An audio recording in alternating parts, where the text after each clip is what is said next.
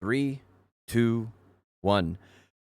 Hello, everybody. Welcome to the Nerds and Words podcast. Today, I'd like to greet Blonde Bear, and Merlin is not here, obviously, and Tim's not here, so I'm doing it, and so you have to suffer through my terrible intro. Welcome to the Nerds and Words podcast, episode 44. Yes. I mean, we have a lot of things to go through this week, as always. Before we do, let's jump in with what you guys have been doing this week. Blonde Bear, great to have you on as a guest. What have you been up to? Thank you. Not much. Grinding for the merchant ring. Still, we're just putting in the time. It's a lot.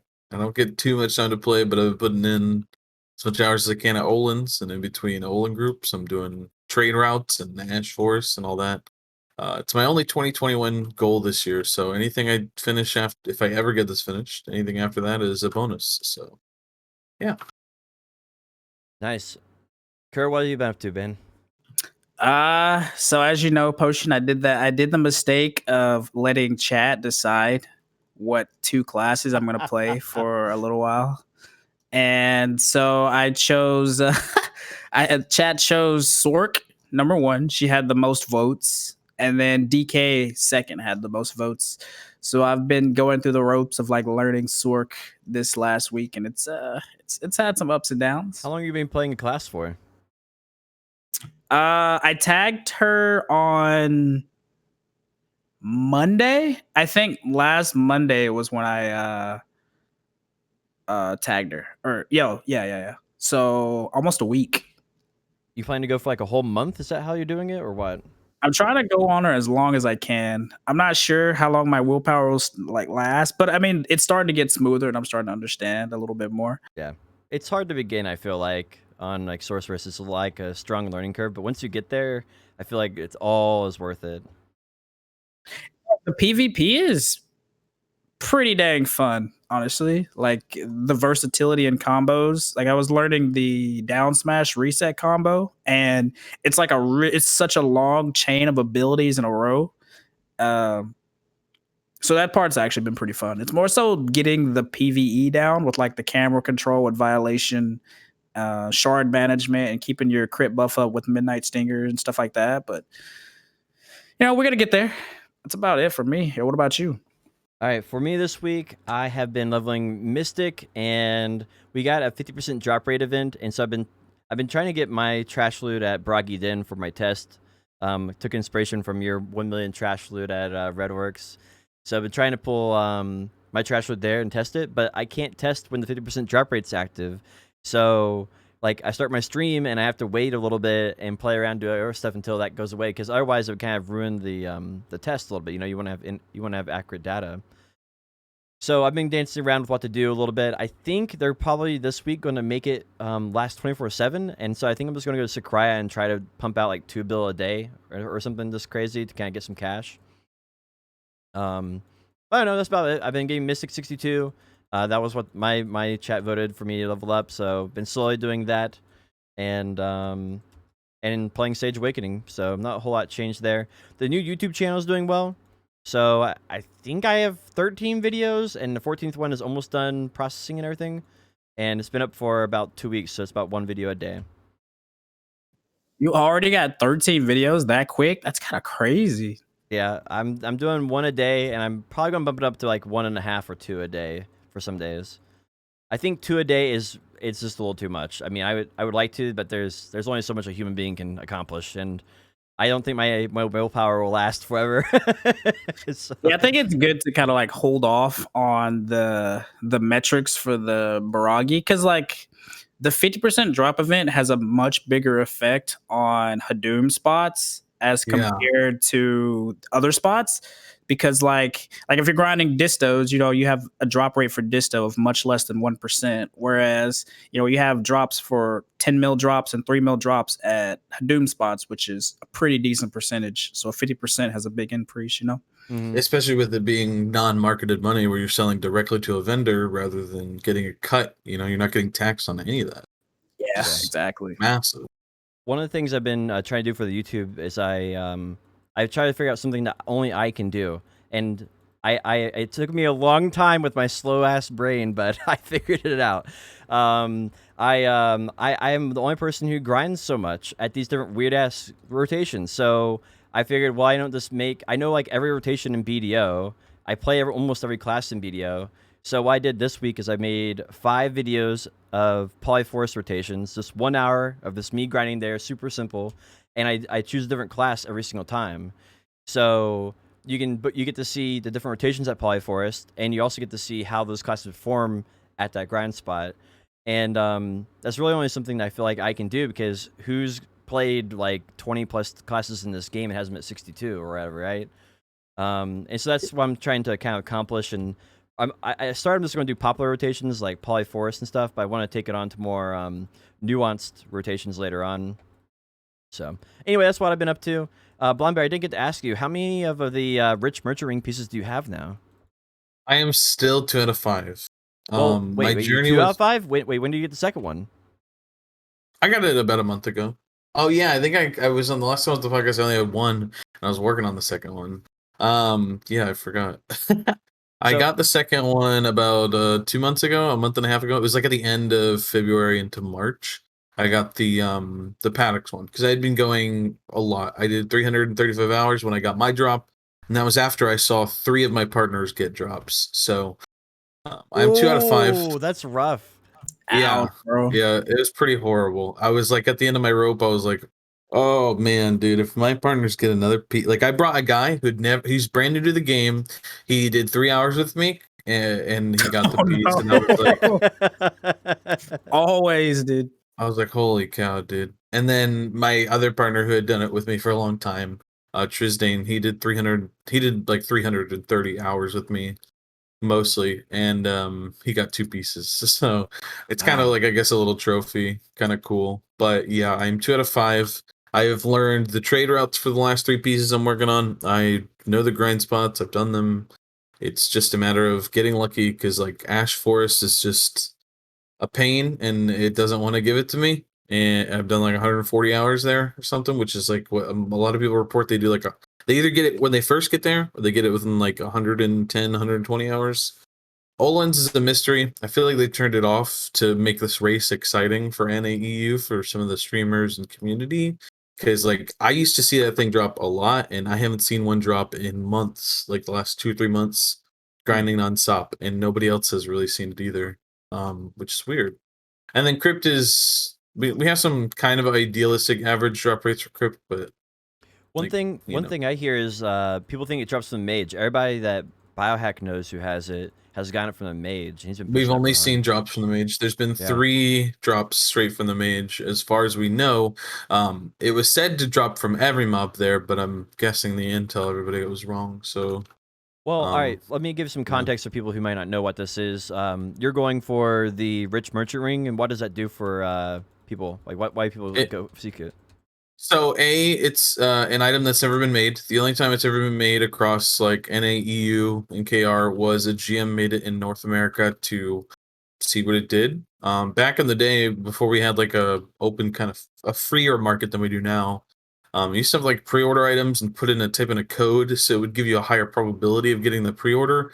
Now with the new tax system and the way that everything works, all it does is reduce your tax by about 5%. So on top of like the 84% you get with like a value pack and then like a common sale bonus and all that stuff, it'll add another like 4 to 5%. It's not 5% like additive straight on the dot, but it's like 5% of like the 84 or 90% that you're not getting prior to the value pack. It's such a math. It's about 4% once they add it all together, which would be really nice. And also, it's an item that hasn't been made. The only places it's been made is in KR.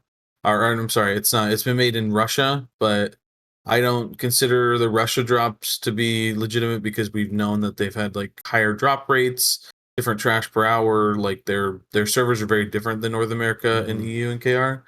Bro, So I asked Pearl Abyss, like, hey, like, does KR and Russia actually have different drop rates? And I thought this was a yes or no thing, but they're like, what grind spot you talking about, and like what class we talking about? I'm like, yeah, like, wait, why do those things have to do with any of this? This is kind of like, I thought a yes or no. You telling me some spots Yeah. are different and some aren't different? Like, wait, how much difference is there here?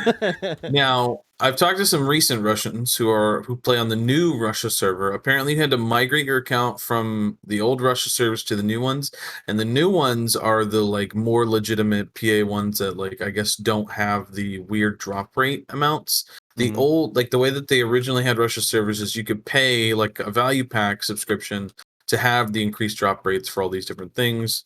So as far as I know, that's not a thing anymore. But like back in the Okay. day, Russian videos were always making crazy trash per hour, and nobody knew why. And then someone talked to a Russian, and they're like, "Yeah, they get increased drop rates and stuff like that." That So makes a lot of sense. I kind of want yeah, like a. We need to go look up when the new Russian servers went live, so we can know at what point we can start trusting Russian trash loot videos. yeah. Like I don't know if the other servers with the increased numbers are even live still, and I have no idea when the dates were. This Yeah. is someone who claimed they were a Russian player in my chat. Well, Again, I that's can't prove the legitimacy of it. well. It's The just thing is, someone like, that's a sharing. lot better than what we have anyone on NA has to go off of because we don't play Russia, right? So Mhm. Yeah. it makes sense. It, like, And also, yeah. it's an item that hasn't been made, so it's also got the vanity concept of rare. Apparently, they said in the patch notes for all the things that there's a lot of people that are close, which there are. There are people that only need one more piece, and they're gonna do like a world announcement across all the servers when the person gets it. I think it's gonna be Okay. so cool that like someone's gonna get it in some region, and all servers are gonna get a notification that somebody made it in like Korea or EU or NA or whatever. And I think that's just gonna be so neat. Yeah, it's actually really cool that they're I paying attention to that. saw on Reddit, right, a couple days ago, a guy hit 4 out of 5 pieces. He got his crypt piece. Yes. Someone got the crit piece. He did 90 hours. He's been one of my main competitors of people who have been doing this spot. He's been hitting it hard, and all he needs left is Olin's, just like all the EU people. There's 2 people in the EU that are 4 to 5, and he is the only North American that is 4 to 5 as far as we know. Hmm. Well, I'm looking forward to seeing like the race heat up a little bit. Hopefully, I wish you some good luck so you can have at least get another piece pretty soon, so you feel like you have a little bit better competition's sake. Yeah, sitting at 2 out of 5 is like, oh, sitting at 3 would be like, okay, I kind of have a chance, and sitting at 2 is like rough because like my mentality was like so far someone had claimed they knew the drop rates, and they told me them, and they're like, okay, well these are the more rare ones, so go for that. So I went for the hardest ones, quote unquote, what I thought first. So like I stopped doing Olin's back in the day to go do this, and now it's like, dang, dude, I wish I just would have stayed at Olin's forever because that is Yeah. the only piece everybody's been working on Well, hard. So the Olin Valley piece is it's just like a whole other thing because the number of mobs you kill. So even if it had a good drop rate, like there's not a whole lot of mobs you're killing. So yes, it has one of the higher drop rates, and you just are not killing mobs fast enough. yep. Well, interesting. Let's jump into all right. Let's talk about this because we were talking about this a little bit before the podcast started, and I thought it was interesting. So we have the Q4 earnings report.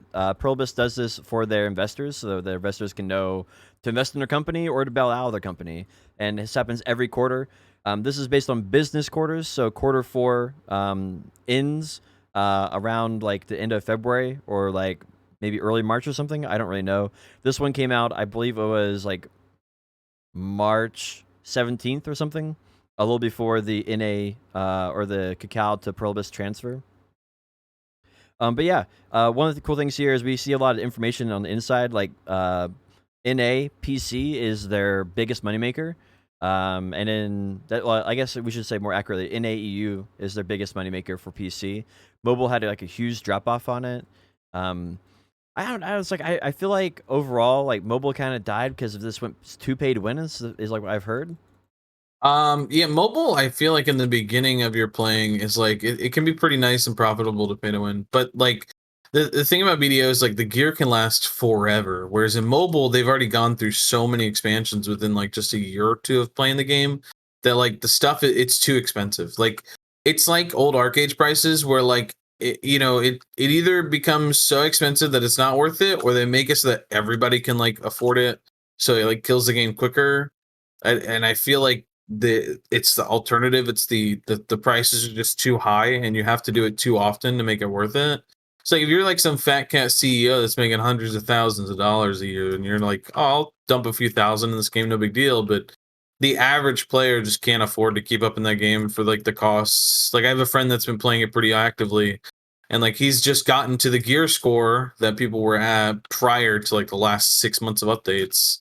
And it's just like it's a fun game, and there's a lot of like mini game archetypes to it, and there's like a bunch of like catch up features and stuff, but it's just not rewarding for the dollar amount you're putting into it. It just costs way too much. So the gear cycle is more like 6 months there instead of like 2 or 3 years like it is on PC.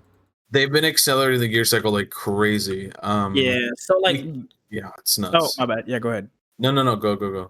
So like when mobile first came out, it was really fun because it was pay to win, but it wasn't too over the top, right? So like it was me, we had like a streamer guild. It was like me, Morlin, Joe Never Fails, and a bunch of other people and some people from the community.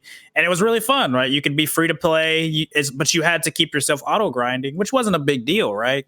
But because like if you put the time in, you could stay competitive.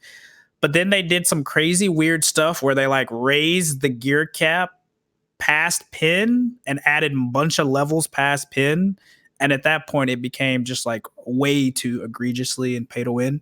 But like they had some really good like networks. So they had this system where, you know, let's say you're enhancing for Tet, you could throw in 100 sharps to increase your enhancement success rate higher than just using 1 sharp. Like, which is some cool stuff that would be pretty nice if it came to like that would be the regular servers. Bro, I would just smash Tet crescent rings into other Tet crescent rings for really good odds.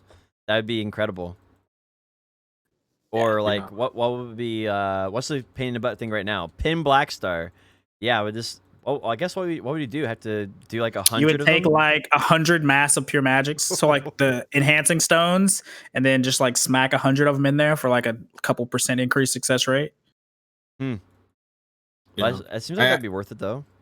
There's some really cool methods they have in the game for sure. The mobile's got just some really unique, cool things. I just think that it misses the thing that kind of keeps players attached to BDO. I mean, you have people that love doing stuff 24 hours a day. People like me that love grinding nonstop. There's people that love life skilling nonstop. And the game lets you auto do that. So it eliminates the like, there's no extra reward for doing it actively. You actually are less efficient than the computer because the computer auto grinds like faster. Like it literally is stronger and faster than you. Yeah, you're not there to pick up all the loot and stuff like that, but like it's just better than you. And the same thing for gathering. It auto pass to the next closest gathering target, so it's just immediately faster rather than wandering around. And so when you have a computer that auto runs the game faster than you, there's no way you want to play it, therefore you're not playing it. Therefore, it makes it easier to not do your like regular login activities, which eliminates again the thing that people like play this game for is to constantly actively do that stuff. Yeah, I mean it's like sort of like if AFK fishing got to the point where 16 hours of AFK fishing was better than 8 hours of grinding, then people would just stop kind of doing it. Yeah, makes sense. Yeah, for BDO, which is like I think why they haven't enabled like an auto grinding feature, because they like the current, I guess, AFK activities, and if they were to make AFK grinding, I feel like the game would be just a lot of bots running around, and that would be very boring. If people like botting to then, you know, do something nefarious with the account later on, you know what I mean? Yeah, I mean, I kind of see how that'd be bad, and plus that would undermine the current like AFK systems to have, unless it was like incredibly bad. Mm-hmm. Yeah, so like I guess it kind of makes sense why mobile's fallen off, but I was still surprised to see it like right in the data that NAEU Black Desert makes up 43% of the entire company's revenue, like the entire Pearl Abyss as a company, their revenue, 43% of it comes from PC NAEU Black Desert, which is kind of crazy. I mean, you got a lot of people getting these stimulus that don't necessarily need it, like some of the other people like here in America, right? So you got a lot of people that are getting like ridiculous amounts of money. How many crowns can I buy with $1,400? And quite literally, I know people that have done exactly that. It's crazy. I believe it. Yeah, one thing that I thought was really interesting about this quarter 4 is not. I obviously the money side of it is interesting. I was interested more on the developer side, and they said in their quarter 3 earnings report that basically half of all their developers are on Crimson Desert. So in this, they actually list their total number of developers overall, and if we assume that it's still half the developers are in Crimson Desert, that would be 308 developers, or no, 358 developers out of 716, that'd be exactly half, are on Crimson Desert. And then we also have to assume there's also Eve Online, which was 300 employees total, and so that's probably about 200, maybe 150 to 200 developers. And if you subtract that from the remaining amount, you're down to around 200 developers. And then you have mobile, you have Shadow Arena, you have Dookie V and Plan 8. So I mean, I assume Dookie V and Plan 8 just don't have any developers now at all. And Shadow Arena definitely only has like 20 or something, not that much. But that still remains like there's probably like 150 developers only on Black Desert, despite it bringing in the majority of its income. Yeah, feels And bad. yeah, it just seems like 150 to maybe 250. I mean, if we're generous, but it's still like a really, really low percentage of, even though it's the majority of the income is gained, the minority of the resources, which seems maybe that'll get readjusted a little bit going forward. But that was like one of the big things I was take away here. They also there's a voice call that they have that is all in Korean. So I scanned through a couple of the people who listened to it and translated it into English. And the highlights of it were they were still working on a 10v10 arena, and their Probus is focused on PvP content for the first quarter of 2021, which is what we're in right now. First quarter is like March, April, May, and then like maybe a little bit of June. So I kind of expect that we're going to get all the PvP changes I've been working on really, really soon, within the next month, because they didn't mention anything in the keynote about the dungeon, about new classes or a new season or anything like that. So although those things are still in the works, obviously, from Pearl Abyss, it seems like the next thing we're probably getting is most likely to be PvP in nature. Awesome. Which I guess if you look at Global Labs, like Global Labs definitely kind of mirrors that. We're getting a lot of class PvP changes, so it makes sense a little bit.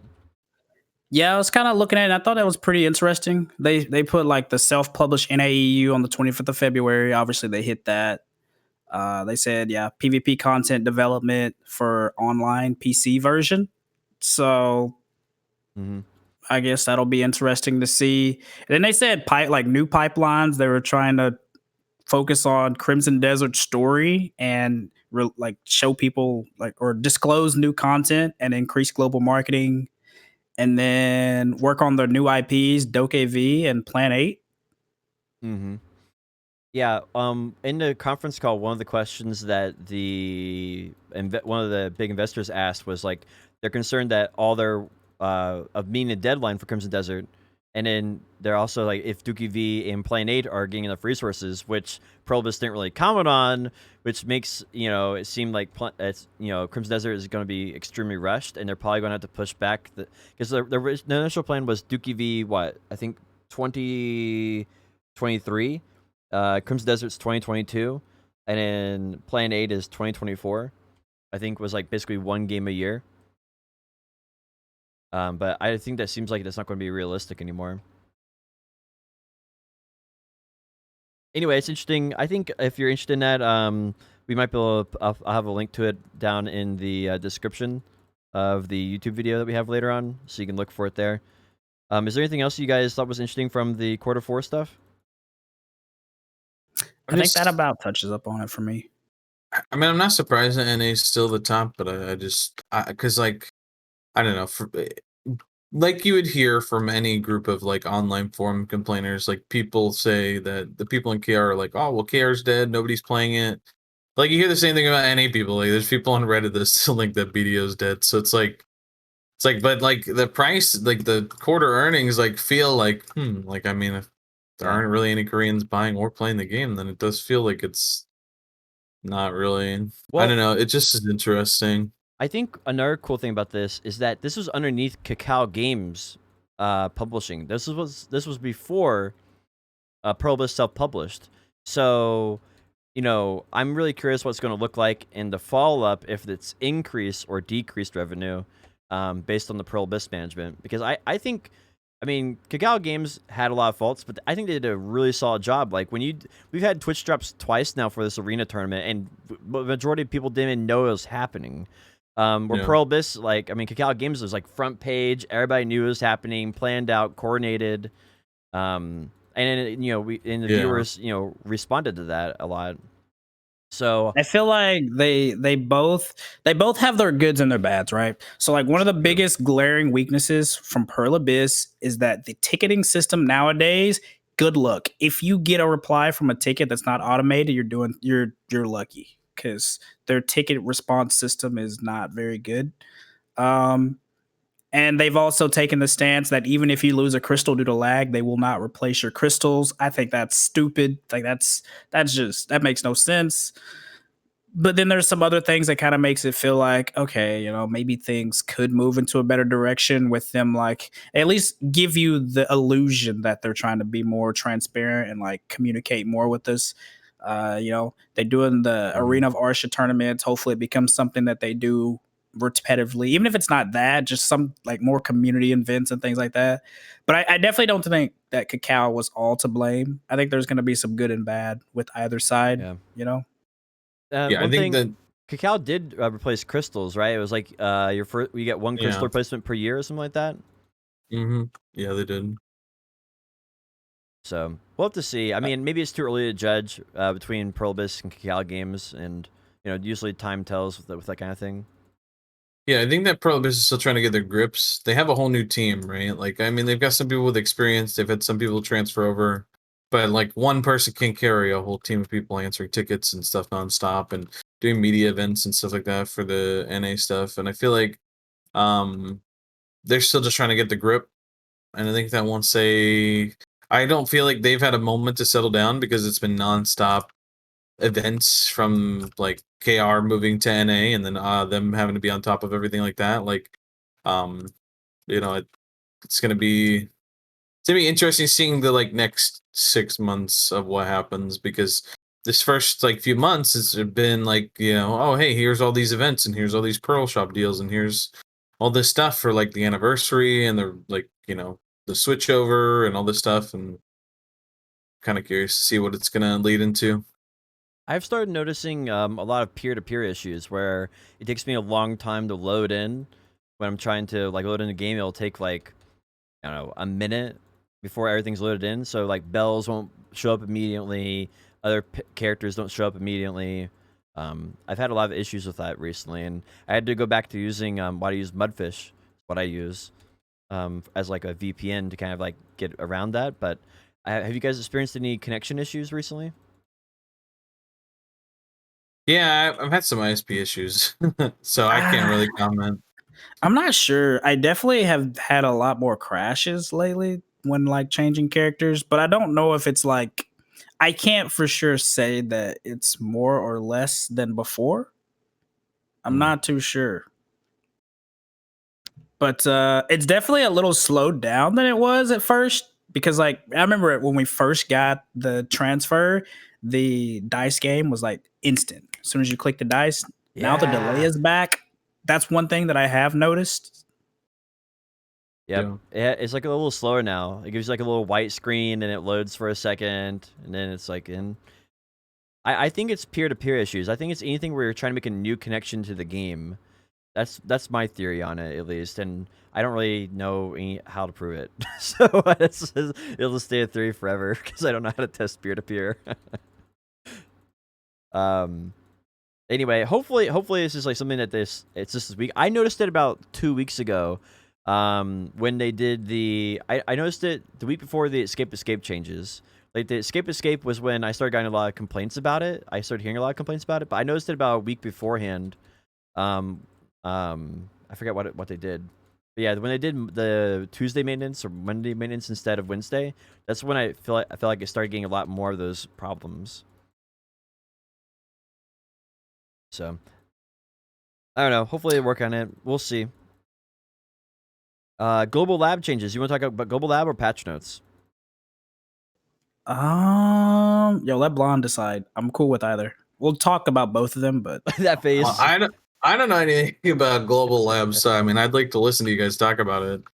My stance on Global Lab is just like I said earlier. Like, there's so many things that don't come to live, and people beg where it's at, and it's like I can't stand that people can't. Like, I get that not everybody's on top of every KR patch note and every like Global Lab patch note, into NAEU patch notes and SCA, all that. But like, I hate like the fake hype, so I just stay away from it unless it's on an official patch page. I don't consider it. I can definitely Live. see where you're coming from, because there's a lot of stuff that they introduced to Global Lab that you're like, holy shit, dude, please give me that. Like the Global Lab loot tracker, where like you can turn the Yes. timer on and it will calculate, it'll add up all the items you loot for the next hour and literally give you your silver per hour that you made. Or like this new loot scroll system that they added in back in November that we're still waiting on. So yeah, I can definitely see where you're coming from, honestly.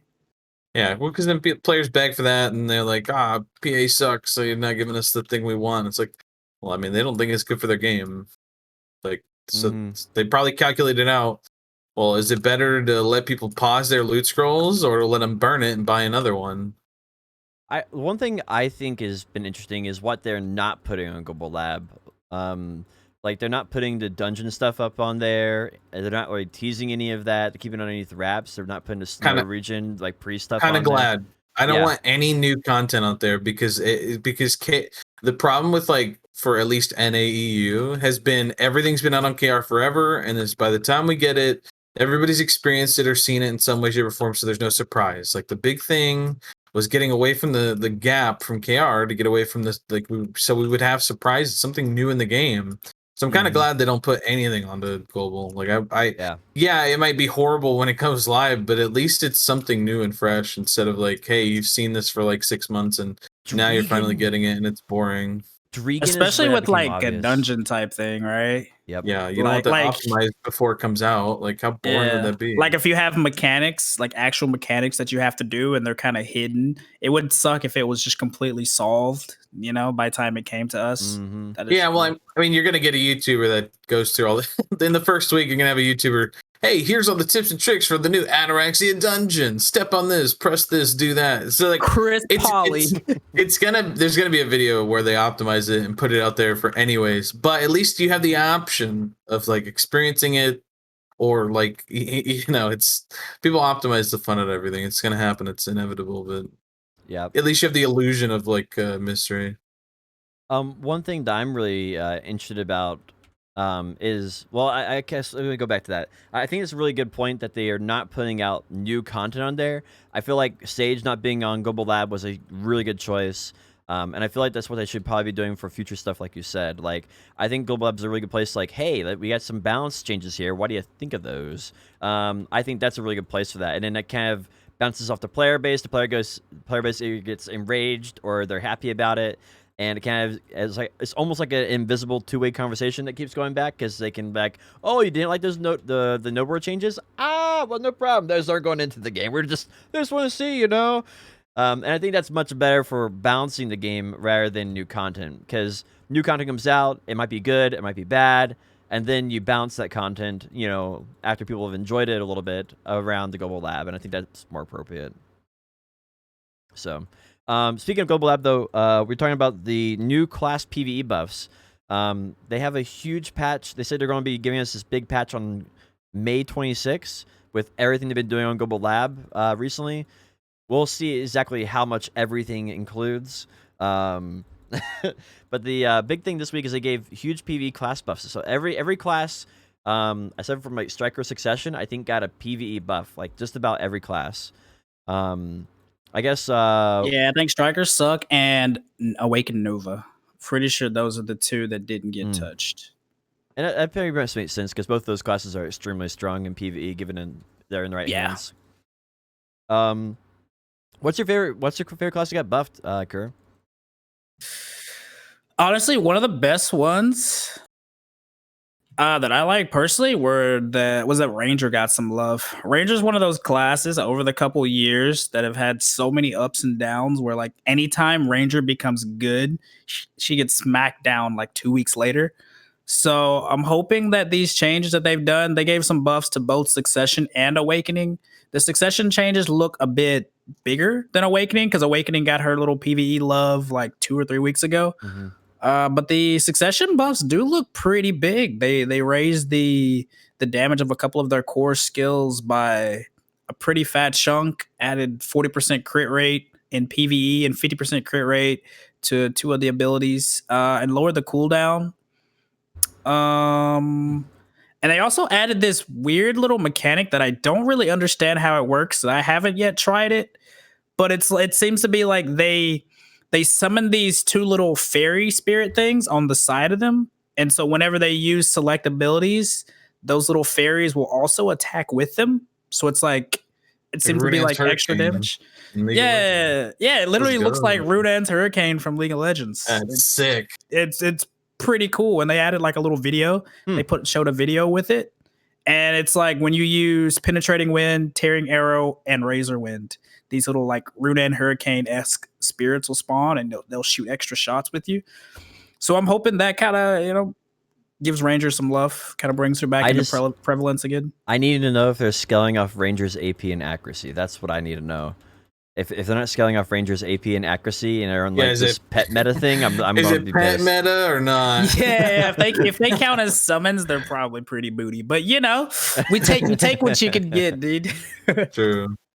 I'm curious if it'll act like, you know how Archer there's like some ability that says they just get extra attacks done to them every time. Like there's like the passive debuff where they just take extra attacks and extra damage based on the ability they use. Curious if it works like that. But I'm not sure. Yeah, I don't know. I think the idea of adding a mechanic to it is pretty good. I don't think I'm ever going to be happy with Succession Ranger. Not because it won't be good in PvE or they can't buff it or something, but my original fantasy of Ranger's main hand was just like Will of the Wind, Blasting Gust, Shotgun, like all these skills that kind of moved your character around a little bit. And Succession just like did everything that I didn't like about the class, like Descending Current or whatever it's called. Like all the skills that you just stand still and you don't play your class, they just fire for you. You get a turret. Yeah, I'm just a turret that occasionally walks to a new location and plants myself. Dude, Descending Current is such like a nostalgic skill for me though, because like before the server marriage played, I played on Uno, and on Uno we had like Barcode and Black Rose, and some of those guilds, and the meta back then was to just run like 40 or 50 Rangers in your guild and spam Descending Current from outside the base, because Descending Current it was really good back then because we didn't have any, like, people didn't really play frontline classes as much on our server. So like Ranger was the way to go. So they would just Descending Current and cannon spam outside the base. And it was so good. It was like the scene from 300, right? Where like the big wall of arrows just come through. And it was like the meta.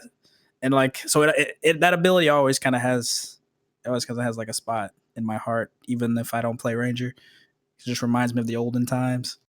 Dude, I when you watch those old videos where they're battling on Sassen's Garrison and there's just like 50 players and everybody has their own like miniature 1v1 duel on this giant battlefield, it's like so crazy nostalgic to like back then. It's nuts. I watch a Lakari video occasionally where I'm watching them fight on Sassen's, and like just watching people survive in this like massive firefight is just crazy. And I've actually been doing tier 1 node wars, and it brings a little bit of that feeling back when you play like the lower capped scores, where it's like you just have a ton of people fighting like nonstop. Not everybody's getting one comboed, and it feels like a real battlefield.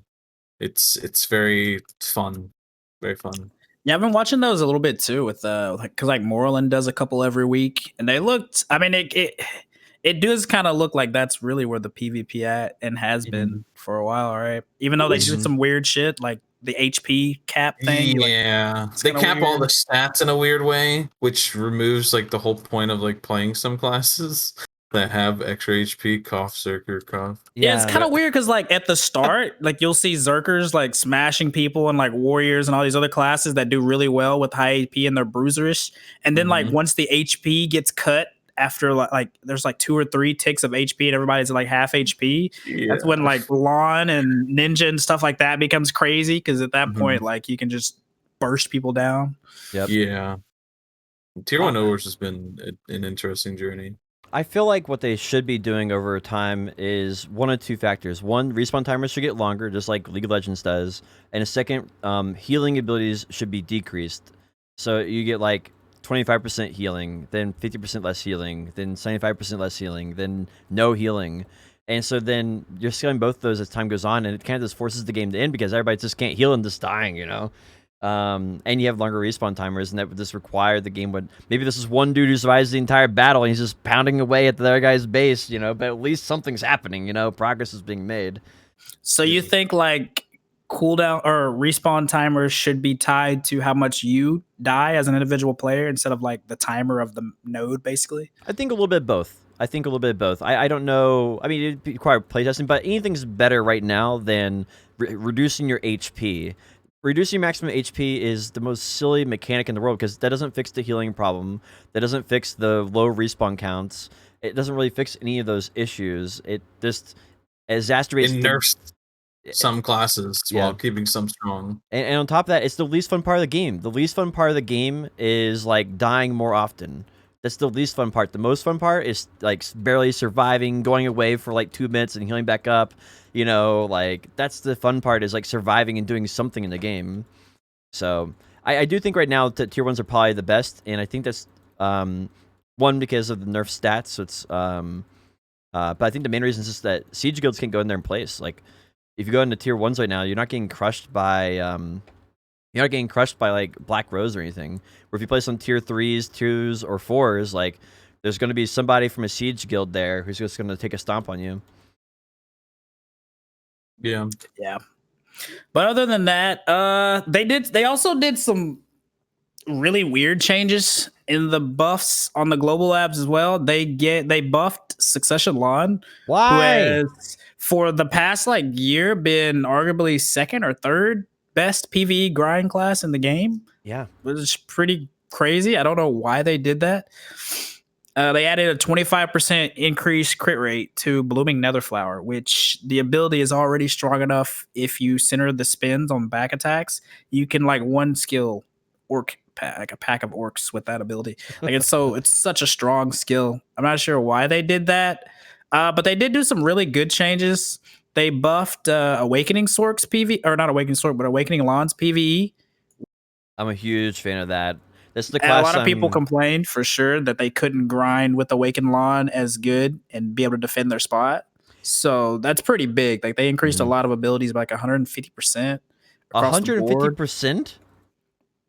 Yeah. So like her fervor got a 150% basically increased damage, like 140%. But I just What? Yeah. Oh, Well, you're talking about thousands of percentage. damage. You're talking about Yeah, like percent, not like percent. 1,000. Yeah. Not Not the overall. I'm talking about the damage percentage of the skill.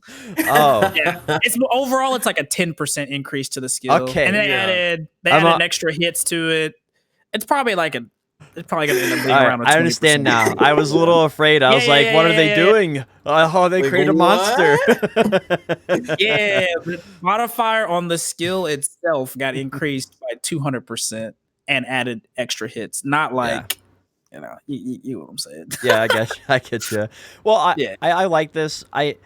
I'm a little concerned that they're just trying to make it even with Succession, and I don't know if it was better to do that. I kind of feel like a middle ground where you nerf Succession a little bit and you buff Awakening a little bit probably would have been a little better. But I'll take what I can get, and this seems like a solid change to Awakening Lawn. And I don't think there's gonna be anybody in the video community who's gonna be mad about it. I think it's fine. This is one of those things where like I do be having a double standard sometime where I'm like, okay, I don't think just because a class is good at PvP means it should be bad at PvE, which is, I mean, that's a fact, right? Like just because a class is good at PvE doesn't mean it should be bad at PvP and vice versa. So I think it's okay that they're making, trying to make Awakened Lawn a viable grind opportunity or grind choice if you don't want to grind on Succession.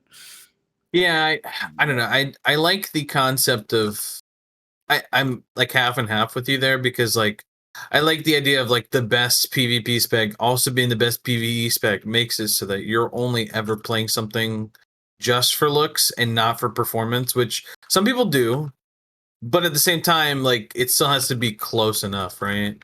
I feel like if you have like a really good PvP spec for like 1v1s or just open world, and then you've got another one that just isn't doing what it needs to do, having maybe the PvE be like 90 or 80% effectiveness compared to the other one, so that, hey, you're taking the sacrifice, but you're ready for any fight possible, right? But you know, when you have players that are looking and analyzing their trash per hour, it's like, well, I made 5,600 and I made 5,400, so I gotta only play the class that makes me 5,600, and it's like, so please buff it. It's like, I'm like, I don't know. I think I think you should be making sacrifices to be ready to be fair though, the difference in trash on lawn was a lot more significant than what you just said there, right? True, yeah. That's what I agree with. I think that, like I said, 80 to 90 effectiveness would be fine, but like when you're talking about anything larger than that, which that obviously was, that's why I'm totally fine with buffs like that. It's just like once it gets too close, it's like, what's the sacrifice other than like just looks, which looks for some people go a long way, but not everybody. Like people always optimize that fun out and always choose whatever's the best, even if it's by 1%. I think a lot of players aren't even good enough though to notice the difference, be fair.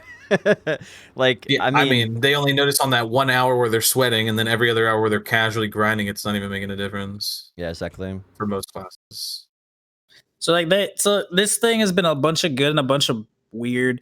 They also continued the like month-long streak of buffing Dark Knight and Mystic, who seem to be like the new poster girls for BDO. Well, to be fair, the last DK update, like, it didn't put it into a top grinder. Like, it still was below average with DK Awakening, at least. On DK Succession, I don't know what they did. They're smoking mushrooms, or I don't know. They're doing something crazy. Like, they're getting something all out of order. Because like before the changes, Suck DK was comfortably in the middle of the pack in terms of like PvE output, and then in like PvP, she did really, really good damage because of her insanely high innate accuracy modifiers. But you know, they've been doing a lot of changes over the course of the past couple weeks, right? Like adding super armor to the Twilight Dash. One of their iframes, they kind of increased how long it goes at the end of it, so it's not as big of a gap when chaining it with another iframe. And they increased some PvP damage of some abilities. Well, this week they followed up with giving Awakening like a damage increase on 8 abilities for PvE, right? In PvE, yeah, increasing the PvE damage of like 8 abilities. And Succession, they increased the damage of one of their abilities and increased the crit rate to 2 of the abilities as well. The only one that I thought was a little weird for DK Awakening was Shattering Darkness and Bombardment.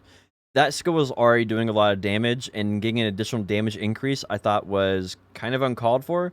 But the other ones that they did were like Forward F, your new Awakening ability, like those, and it had one that literally did like no damage, it was like modifier like 400, so now it's like 900, which is still trash, but at least it, like, if you accidentally use it as a new player, it's not going to be complete garbage now. And so I think that aside from those 2, I feel like all the other ones were just like underperforming skills that got a raise, and I think that this will make it where anybody who wants to play DK Awakening now won't feel like they're getting punished for doing so. And I don't think this is going to make it OP. I don't think so.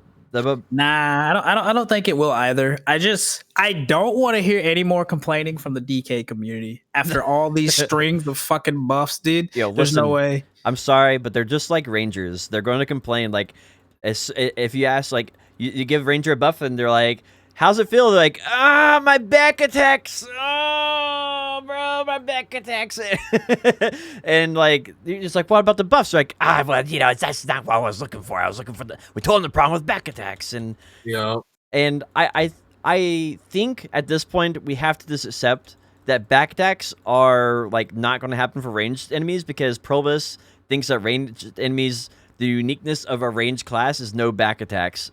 I don't know why they decided that was the unique factor for range classes, but it's the same thing on the Musa Meiwa bow. It's the same thing on Archer, and the same thing on Ranger. All 4 of them have the same issue now. They're all 4 have bows, and it's only on Musa and Meiwa for their bow skills. So it's like they intentionally went out of the way to make it broken on the one skill that was a bow skill for both those. And like, I feel like at this point they want to do that, and I think the Rangers and Archers need to say, well, if you're not giving us back attacks, then we need X amount more damage to be effective in PvE.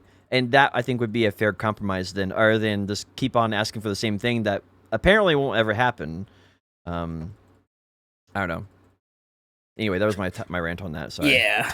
And then like with Mystic is gonna be it's probably gonna be a really strong class at this point, dude. I don't see how it's not, because they did the buffs like what 3 weeks ago, where they on Global Labs they increased the damage across the board for like awakening abilities and PvP by like 20 or 30% on the majority of the abilities.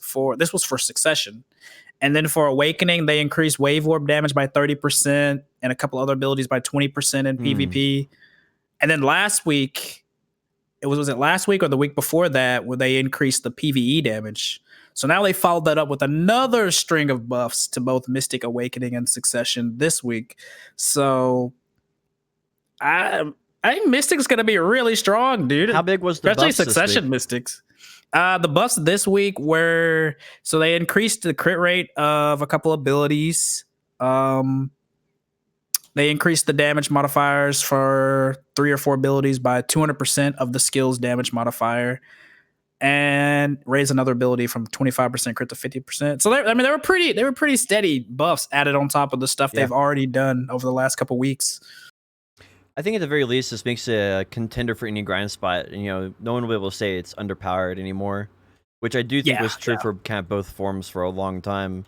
I feel like ever since Succession came out, everybody just kind of ignored Mystic and was like, well, it used to be good. But now I play Guardian or whatever. Yeah, Mystic used to be the old tried and true, right? Like all the people that wanted to be super try hard had a Mystic for Histria, like an Awakened Mystic. And like if you were a Striker, you definitely had to play Mystic, because Striker was like really, really bad back then.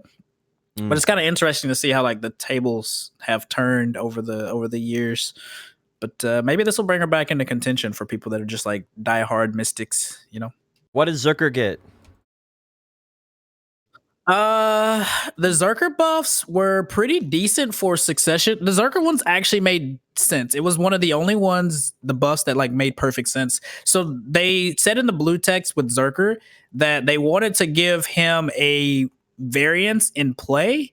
So instead of just the spin to win, they buffed some of his other abilities so that they do pretty good damage to be comparable to the spin to win.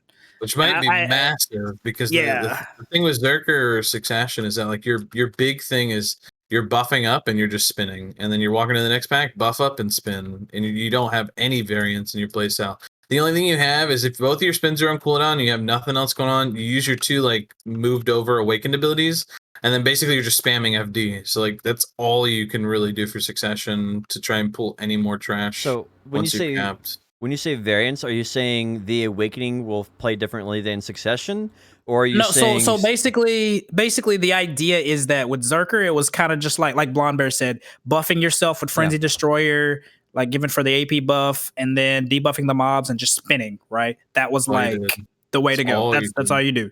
So they buffed some other abilities like Fearsome Tyrant, Beastly Wind Slash, Feral Rage, Feral Stampede, stuff like that, and added some crit rate, increased the crit rate of Fearsome Tyrant to 100% in PvE, added DR Shred to Beastly Wind Slash, and added crit to Prime Devastation. So basically they want to make it so you don't just have to only spin, right? It'll be viable to do other things than spin. And I actually like this change because it's like, it makes sense, right? Well, best case scenario is what's going to add is it's the spin's always going to be strong, and now just everything in between now does more damage, so clear will be better. Yeah, so if you have that sounds really nice. Yeah, like that's what I'm saying. This one makes sense. The spin bot, it's been capped by the spin. You can't go any faster because when the spin's on cooldown, like the spin only does so many hits, and once you're done, you're just waiting. I think that's really what I think that's been like the really thing holding back because you might have like 3 mobs that are low health, and you're like, what do I do? You're like, what do I do? Yeah, you spam an ability that on cooldown has way more reduced damage, which is your Frenzy Destroyer. Like you have to spam an ability that isn't supposed to be spammed because it's all you've got and you can't do anything else. It's actually so sick. I like that. Kind of excited. Did it do anything for Awakening Zerker? The Feral Stampede and Feral Rage, those will apply for Awakening as well. The increased crit as well on Feral Stampede. Something about Elastic Force, but I don't really understand. I think that's like a weird translation. I didn't really notice that ability. Maybe Ancient Power. And then they improved the way that like Frenzy Destroyer links with other skills, so it's more smoother. I don't really understand. I haven't tested that myself to understand, but apparently they said it's been approved to allow additional connections. So the way I understand it is you'll be able to better Flow things. flow things better. So It can I don't be know really how big of a clunky. difference it is, but yeah. Should be awesome. Huh. Well, sounds like a lot of good changes. Heck yeah, dude. Let's go.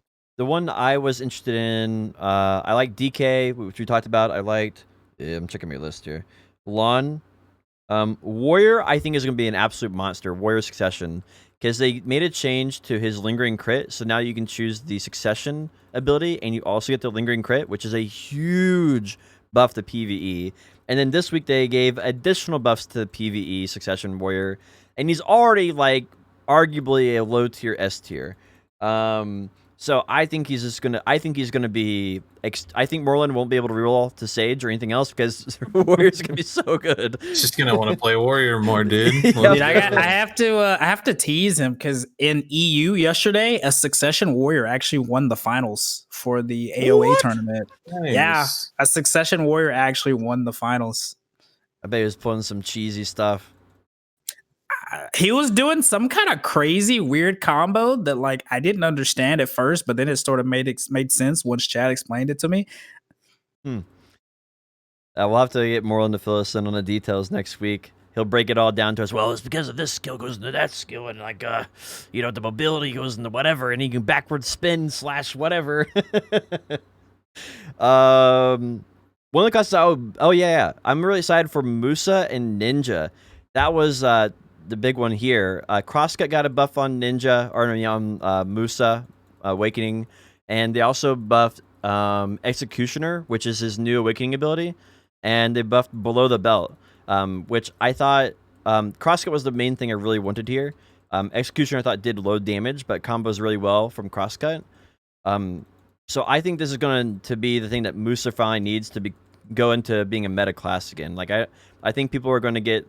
I think you're still going to need a little bit more gear than you want at a grind spot, but I think he's going to pull some crazy trash numbers because he'll be able to have all that speed finally and the power to go with it. And so I think he's going to really push some really good numbers at like Sakurai and Stars In that are going to make people like really mouth water over it and want to play it a little bit.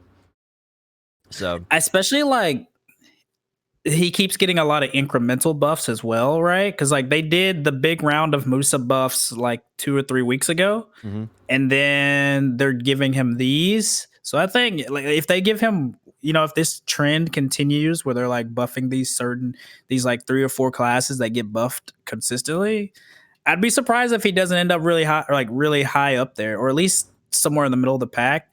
Because once you get the Elvia weapons, right, it becomes about AoE and like mobility. And I mean, Musa has both of those decently enough, right? yeah, absolutely. So I'd imagine like after these crosscut buffs and some more stuff, if they kind of like do some more tweaks and such, I'd imagine he'd be pretty decent at Elvia. But well, I guess I'll only say time will tell. his Crush Crusher into Foul Play does the most damage of any combo that I've ever used at Mirmok. And I've grinded with a lot of classes at Mirmok. That ability, but I mean, it is on like a 17-second cooldown or something ridiculous. But it does it's worth having that long cooldown because it's a very, very powerful ability.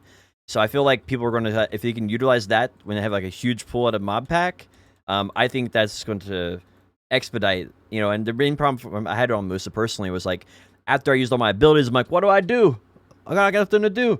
And so I was just kind of stuck doing nothing. And I think this crosscut will be like that, kind of like the catalyst that makes it where when you get all your abilities and the mob has a sliver of health, you can clean them up and then move to the next pack.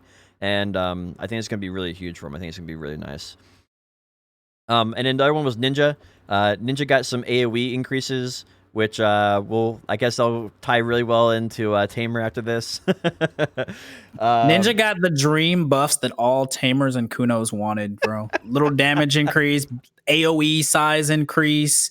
Oh, fuck, dude. Now, you said that you're really sad because they keep you doing these incremental buffs. Like, why if they give Tamer some more incremental buffs next week?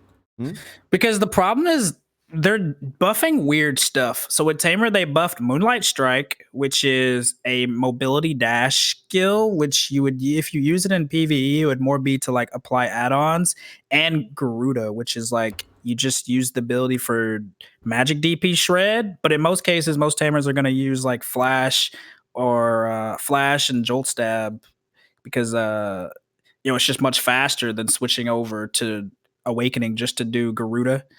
But I don't know. Incremental buffs are nice, but they really have to be meaningful buffs, right? It would be like if on Sork they made it so another ability is like a super armor in PvE or something, which could be decent and it could make sense, but it's like it's not really increasing your output, right? Like what ability on Tamer needs to be bigger AoE or more damage? Like what would, if you were in charge, right, and you could do anything, what would you change about Tamer?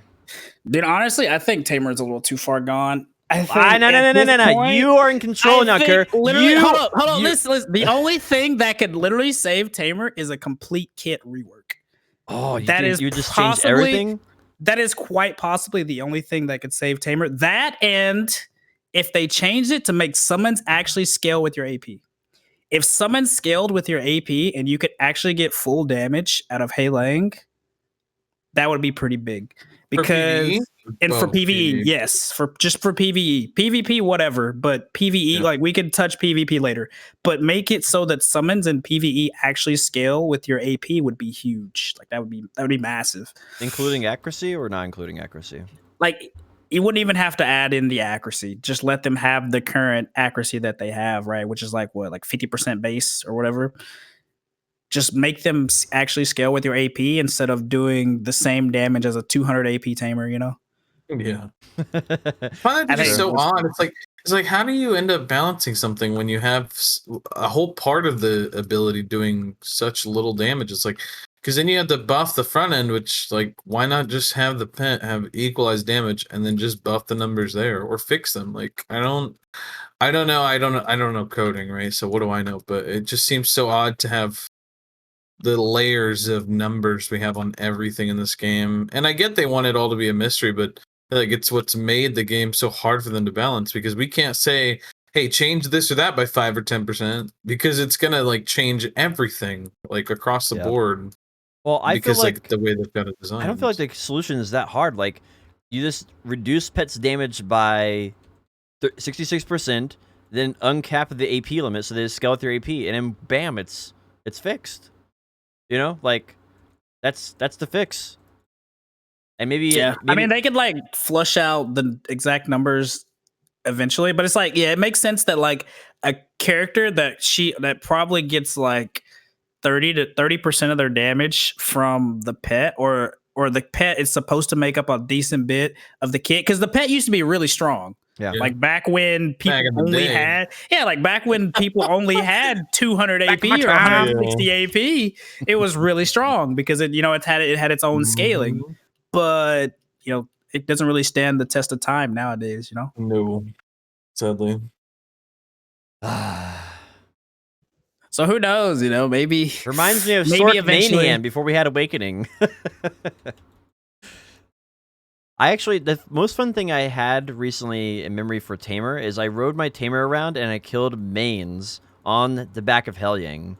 I didn't know that was not how you're supposed to play Tamer, but that's how I leveled my Tamer up to like level 45, was just going at mains at level like 10 and then just stood there forever killing mains with Helyang. Dude, I wish whenever they announced like Tamer Succession, I was like, holy shit, dude, they're going to make it so that Hei Lang mounted combat is viable. It's like a thing. And I was so hyped for it that it came out. I'm like, what is this? Why? Dude, that would have been such a cool thing if you could if they made the Hei Lang mounted combat a thing. It would have been really nice. At least that's what I was hoping for.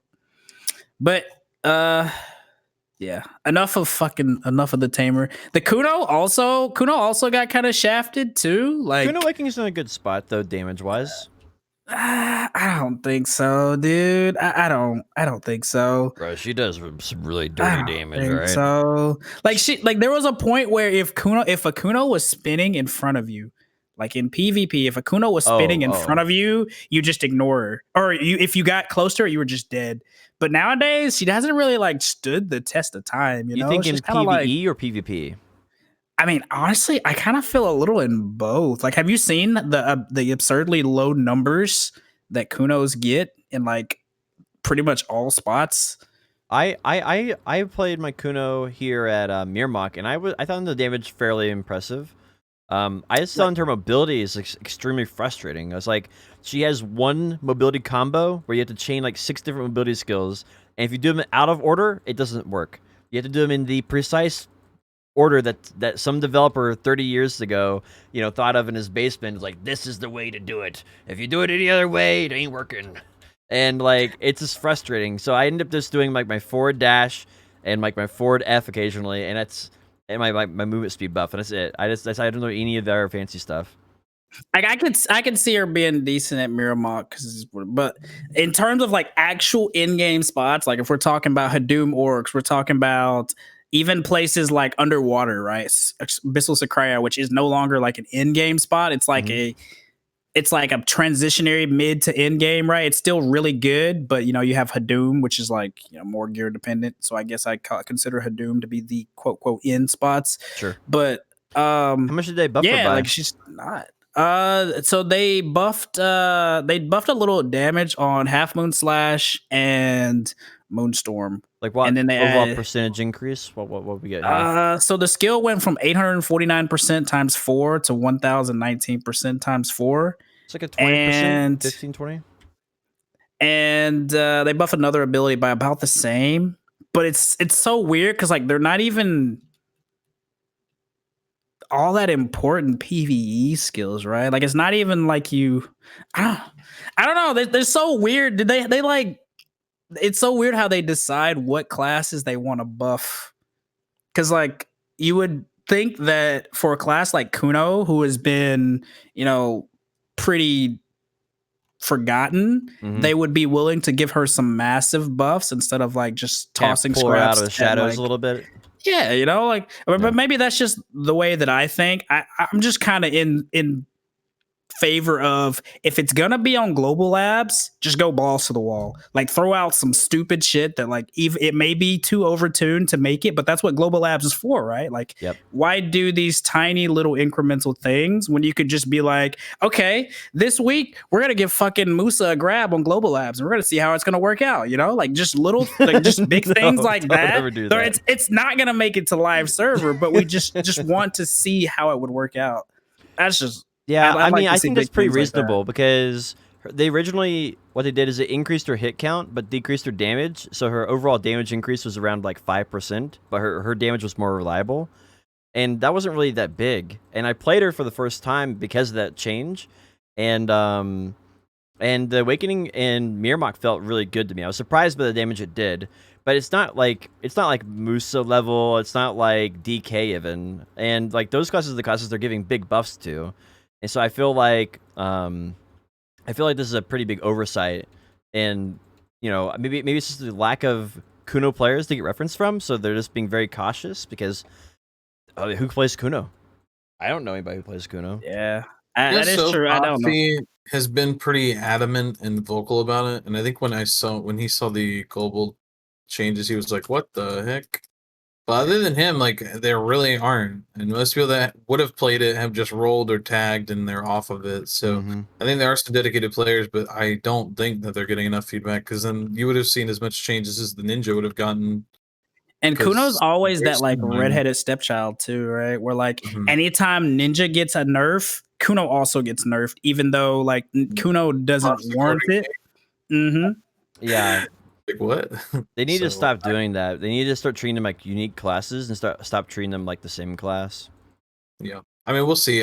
There are going to be vocal people that weren't vocal that said, "Wait, why didn't you buff us too?" Yeah, I would like to And it'll just get see, fixed.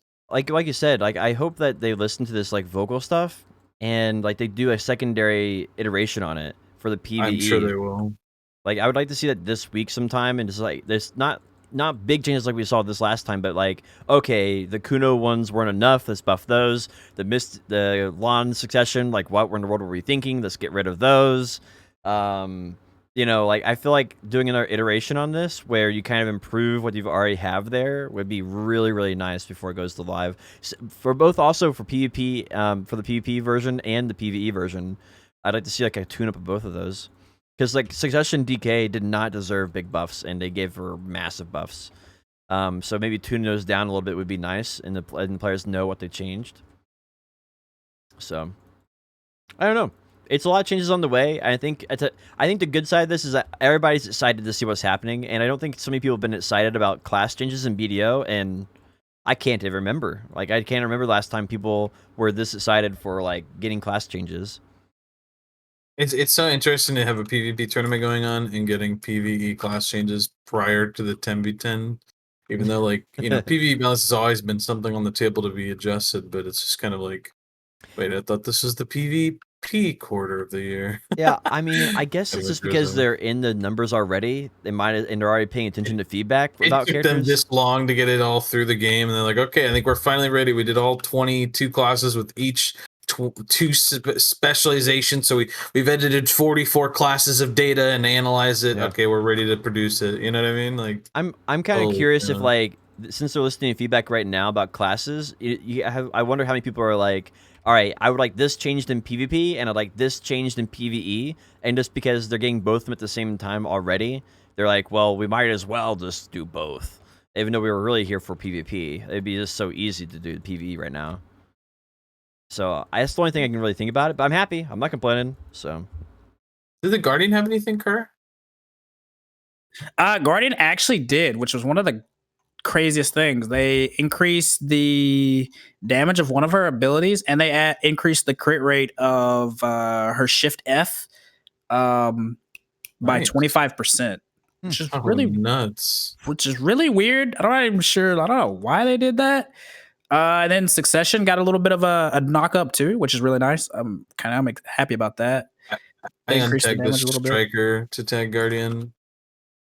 Yeah, they increased the PvE damage of Flow Suppress by like 150% of the skills, you know, the damage modifier, and added a 25% crit rate increase to Cleansing Flame. So yeah, Awakening Guardian got some buffs. Blombear is probably one of the few people in the world who actually knows how powerful Guardian truly is. Like once you go into Olin Valley, your eyes open up to how truly powerful Guardian is. It's pretty crazy. So I've run like Olins with a lot of different classes. It's very interesting to go from like Striker, where there's a lot of single target, constant high DPS, like not burst, but just high consistent damage. And then rolling over to Guardian and noticing that like all the ads die very quickly when you play Guardian because everything is just doing massive AoE damage. It's like, dude, this is nuts. And you don't have to aim. No, you don't have to aim shiz, dude. It's awesome. It's crazy because I've wanted to play Guardian for a long time, but like the idea and concept of it being slow always scared me. And people were always like, you know, when it first launched, people were like, "There's no way this class will be good. It's too slow." And then like everybody played it, and it was like, "Hey, it's good." It's like, okay, well, I'm convinced that was just a big conspiracy from the Siege guilds to keep people from playing it. There's like, this is a lot of people. We can't tell people about this. This is terrible, guys. Guardian and Suck Wiz tags is crazy. I had no idea that there were so many people with like those two classes paired together, and I missed out because like, holy cow, Guardian's a lot of fun on top of everything else. Like, I love Suck Zerker and Zerker in general. I've had a lot of fun playing, but Guardian like feels like the female alternative to Zerker, and I'm really glad I did tag it. I mean, I mostly was watching you, Kerr, when I was like, "Dang, dude, this looks nuts. Let me play it." So just melt everything, dude. You're like half my inspiration to. Once you go back, it's like I feel like once you go Guardian, you just can't go back. It's just honestly, yep. It doesn't feel like that's gonna be an option. Got a taste of the golden nectar. It's nuts, and it's a pretty looking class, and the weapons and the stance and everything. It's wielding this just massive thing. I think only thing that Guardian needs now is like an armor set, like a massive armor costume, like the Jungle Beast that Zerker has. So the only Actual thing it's pants. missing, right? Yeah, like some pants covered up, dude. That's literally the worst drawback about Guardian.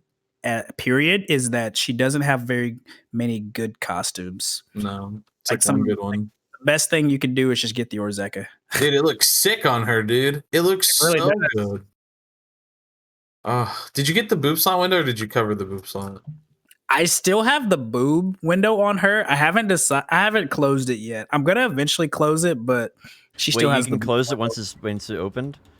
Yeah, so you get the base costume is an open boob slot, and then you can like go to the blacksmith to get a quest to close it. But once you close it, it's gone forever. Oh, And then you got to get a whole new interesting. costume to get another boob slot window on. So what you're telling me is that everybody's going to grind out 2 costumes now because of that. I quite literally have 2 costumes for my guardian for exactly that. I knew it. Honestly, pretty 5-head of Pearl Abyss to do that. Honestly, Keep people going for this stuff. you do it twice. One of my favorite changes here, aside from classes, is actually for Global Lab. They changed guild decks, so guild decks can now be any guild to any guild. I am so happy for this because this is going to be a huge reinvigoration of open world PvP. Because when you run out of karma in the past, it was frustrating if you asked for a guild deck, your officer would be like, well, we don't do those because there's no way they're going to be, oh, yep, can't deck them, undeckable guild, So now they're kind of reversing that, where any guild can deck any guild again, and can makes it free, open, fair. And I like that a lot. I think that's a very good system. They scrapped the last idea where they were going to make every guild pay like 3% of their total income per deck or something. Is that gone now? No, that's still in there. I think it's coming on the 26 patch. You're getting that and this new change? Yeah, because they said their justification for it was like, now that we've added the guild fee change, there's not gonna be as many guilds who are willing to grief.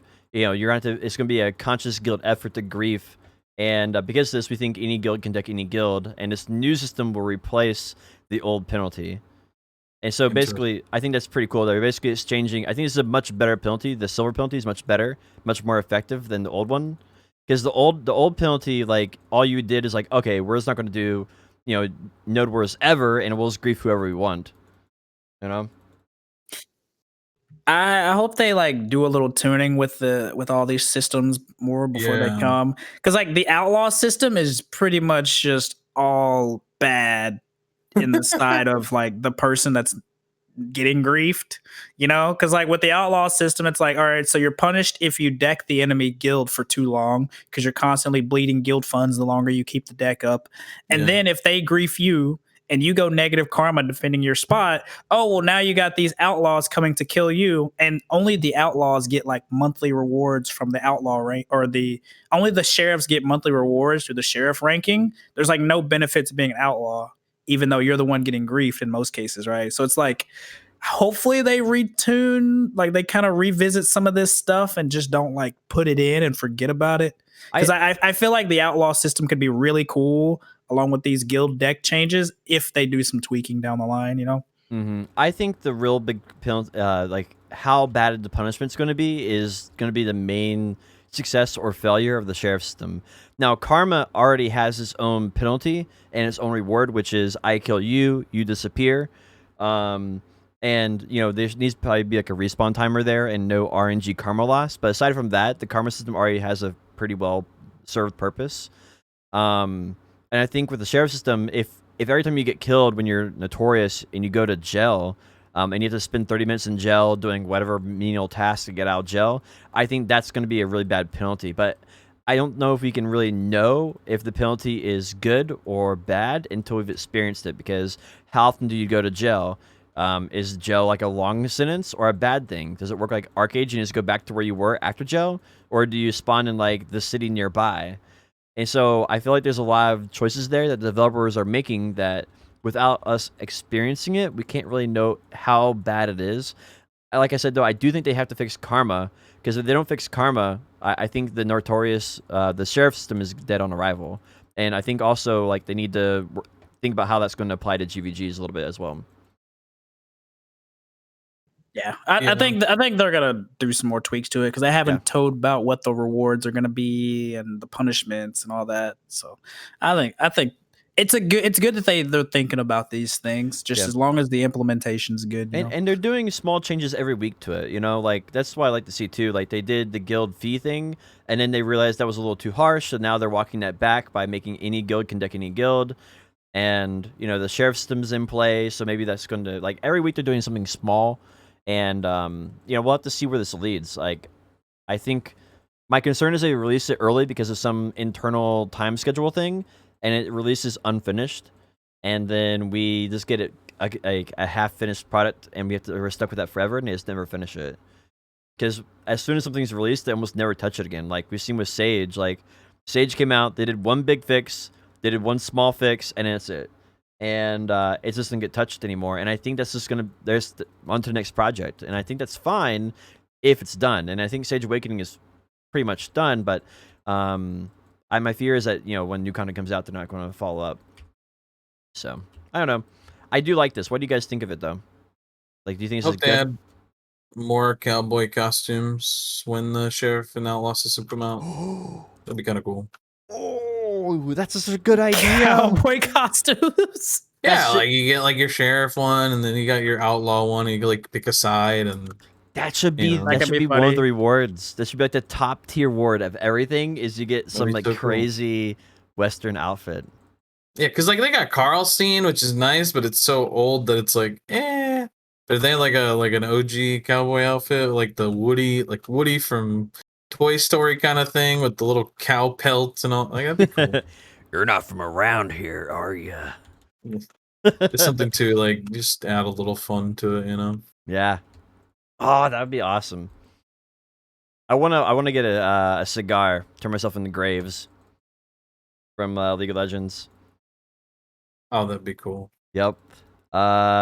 Sage is getting 58 bombs on Global Lab. New adventure journal that gives you AP DP. Yeah, another one. That's the like 5-week Zarka quest line, isn't it? Yeah, something like that. We couldn't figure out how to force you to go to Zarka with good rewards, so we're just gonna make you go there for AP DP now. Yeah. I don't know. Yeah. Hey, dude, I'll take it, okay? I'll take my AP. So it's like, okay, so it makes me wonder, okay, so are they doing this because they're not doing seasons and this is how to teach players to go to world bosses, or is this just more just free gear because they're trying to up the soft cap, right? I don't think new players even know adventure journals even exist.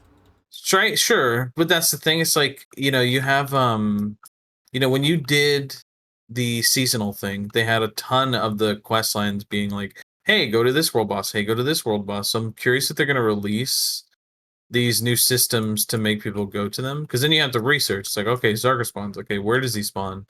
And like the book teaches you maybe about that, because I think that's what they're maybe alternatively turning the adventure journal into, is like it's half of like a history log of some of these dates and times of all these histories in the game, but also like ways to teach new players things too. Like some of them are like really basic and teaching you how to like do basic cooking and alchemy. So curious if that's how they're treating the adventure log this kind of round.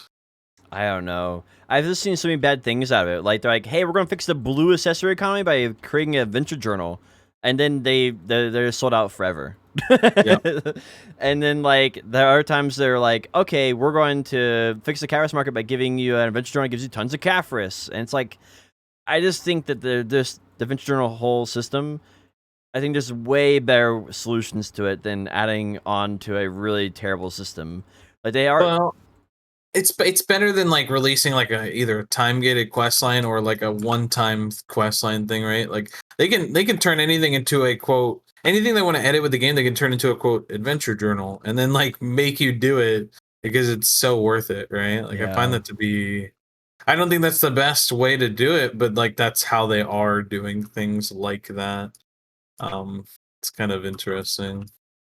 I guess the thing that I like is that you're at least doing something with other people for the first couple stages, you know, Oh, I when love going it. for it. Instead of them being like, okay, go to this random mountain over here in the middle of Valencia and press Yeah. R on this little sparkly thing and we gave you a 1 AP. At least this is kind of like making you do this Yeah. like Hadoom Zarka fight with your boys, you Yeah. know.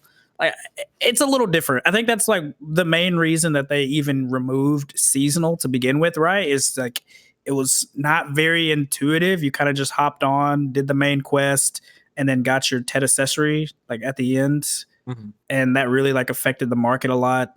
So I don't know. I'm kind of indifferent with it. I like this way about giving the stats if they're gonna do it. Make it give me a reason to get with my boys, even if it's just for like a couple hours. You know, give me a Yep. reason to like do something with some other people. Yeah, every time they've done an adventure journal, it's like, all right, guys, here's the time I add all my 10 friends that I hang out in my like friend Discord. I'm like, all right, 10 guys, we're all gonna get on my pirate ship and we're gonna have to sail into the ocean and dive 50 feet under and talk to this thing. And then we're gonna do this. It's gonna take 3 hours, set up a whole night for it. Like, and every time we do that, it's a lot of fun. Like, it's like watching a bunch of children because like I know what I'm doing and everybody's just like it's like watching a bunch of kids and they're all like wandering around and half of them are jumping off the boat half the time and half of them are wanting to 1v1 each other and it's like come on guys, let's go, we're moving. Like it's like a field trip for kids and it's I don't know, it's always so fun because everybody's just like when you were gallivanting around the world for one of the more recent ones where you had to go all around Valencia, like that stuff was it could be horrible and boring if you make it, but when you're running around with friends, like, I don't know, I had a blast. It was a lot of fun. I So. feel like it's a chore. That's why I don't like it. It's not something that I'm choosing to do because I want to do it. It's something that I'm forced to do because the reward is too great to ignore. And Yeah. that's the main reason why I don't like it. It would be completely different if I was given like 5 different options and then I get to choose the option that I like the best to gain an AP or DP. I still think that would probably be slightly forced, but at least then I get to like some freedom in it. So I think it's just the lack of freedom that I don't really enjoy in it. Because like the reason why I like BDO is I can choose the grind or life skill or barter or like do enhancing for profit or buy things at the marketplace and sell them back to the marketplace later on for profit. There's just a crazy number of different things you can do in BDO, and then out of all those options, I'm forced to do one that the developers decided, and I think that's what bothers me about it. Not necessarily that the reward is not worth it or anything like that. It's like it's just the forced. I want to be. I want to choose it. It's like perspective. Like I 100% saw it that way for a long time, where I was just like, great, another one of these things I got to do. But then it's like, well, what else am I gonna do? Grind in a circle? It's like this is gonna make me like. Yeah, it's like, I chose to grind in a circle, and I chose where to grind in a circle and get the mail. It's like, well, I don't want to, but like kind of have to. That makes You know sense. what I mean? I chose this circle. I mean, I'm the same way, right? Like, there's things I'd rather do, but like setting, I guess, like a night, to just go get it done. It's like semi chorish, but it's just something fun and different. I do think diversity is good. I do think diversity in game is good. I think it's okay to not like it. It's fine. Yeah. I will say that if again on the topic of the journal that they're adding, if they're gonna do something, if they're gonna do this as a thing and it's gonna always be a thing like this, I would rather it be something like this where I actually have to play with a couple other players, even if it's just for an hour, than the whole like walk into the middle of Valencia and press R on something, even though you can have fun with that, but you know what I mean, like fighting something with the boys is nice, right? Force the group content. That's how you make it fun. I think one of the issues that they're going to run into, and there's going to be a lot of feedback on, is right now people don't really have, like, I think a lot of new players don't have guilds they're playing with. They're just playing solo. They run around. Like, I don't think there's like a lot of, like, you might not have enough buddies to go do this. And there's a lot of people that are new that don't even join guilds. They think that, oh, I don't want to join a guild. It's like they're going to expect so much. It's like, no, please, as a new player, join any of those crazy advertising guilds because like the people in the game is what keeps it alive. And like there's so many just different people in this game that either A, they're willing to help you a ton and literally sacrifice their whole day to help you do some random quest line, or whatever. I mean, there's people that constantly want to help other people in this game, like of all kinds of types. Absolutely, and I think that's a really big point. Like, why do a lot of streamers not quit BDO? Well, because they're streaming BDO. There's people playing BDO that want their help and are watching them, and so like that's the reason why streamers keep playing. The reason that guilds stay around is because it's not because the game is that good all the time. It's because they have friends in the guild that they made, and they have the BDO is what's in common, and so they keep playing the game even if they're like a casual player. They keep staying around, coming around, and like, hey, what's good? What's going on? They hang out on Discord. Still kind of like, pushing around some mobs here and there, or maybe picking up the event items. And that's just because of the community aspect. Yeah. I had a point, but I completely forgot what it was. Oh, the new good thing. I think what I would like to see from this is I'd like to see it where you have to do it with your guild. I think that's one thing I'd like to see changed. The group activity, I want to see it where you have to do it with your guildmates. And that way it builds like a sense of community inside the guild. And I think although that will cause a lot of growing pains, I think ultimately that'll build the ties within a guild a little bit stronger. And if you're not in a guild, it'll incentivize you to join a guild to do the group activity. Exactly, which will then even if you join itself. it temporarily, it could still be a long-term bonus effect if you. I will say that over time, there's been a big decrease in like the feeling of loyalty within guilds, especially since like you could just merc to a different guild every day of the week if you really wanted to, right? Like there's no longer a reason to stay loyal to a You gotta guild. remove merking, dude. Yeah, so it's kind of like I would really like to see them somehow like organically steer back towards that guild loyalty, I guess, and like I don't know, dude. I don't want to speak too much on the merc system because, like, I fucking hate large scale PvP nowadays. So I no longer do like Siege every Saturday like I used to, or Node Wars 3 times a week. But like, what's the value in a large scale fight when everybody that you fight is either your friends? Like, if you end up like all your friends end up merking into different things, or your enemies are merking in the same guilds you're merking, it's like there's no sense of like, okay, there is no enemy, there is no friend. Everybody's just in a giant ball pit. And we're just doing whatever. It's like there is no sense of like, like you have GVGs and like some guilds that don't like each other, but when they're merking in the same guild, like what are they gonna do? Right? I miss the rivalries in the sense that like I feel like most of them are kind of gone, because I remember the olden days where like when I first started playing the game and I was trying to like I was at Mancha Forest and I was like trying to kill ogres because I saw someone link an ogre ring in chat, and that shit was like oh my god, so much better than my like Barris that I had. So I was like, okay, I'm gonna go kill ogres. Well, then I get node camped for like 3 hours by a Black Rose Ranger. So then, like, I developed a hate for Black Rose back in the day. So then I was like, okay, fuck it, dude. I'm going to go and grind and get strong. And then I'm going to come back and take the ogre channel from Black Rose members, right? So it kind of like pushed that, like, and I was like, okay, well, I need to join a guild and like, so then I can have some boys. So then I joined this this guild called Fortune back in the day, back in 2016. What? And like, the game became so fun because I had people to talk to, and then like I was just like constantly pushing for gear so that I could fight the Black Rose members. So and I feel like a lot of that is gone nowadays because there isn't really that like that rivalry that you really have like you used to. It's open world PvP is so dead because the karma system got ruined. Like the way things worked back in the day and how rivalries formed is you'd have open world PvP, which would make you hate somebody. And, I think that could have been argued that it was too much. I think it might be true. And then that would turn into a GVG. And in GVGs, if people got mad about a GVG, that would turn into a rivalry for Node Wars. And so you're like, where are they placing? We're looking at the map here. Let me check it around here. Well, they're in Valencia? All right, boys, we're showing up in Valencia this week. All right, and so then you'd have a guild rivalry that would happen, and it would show up to the same node every week to beat up on each other.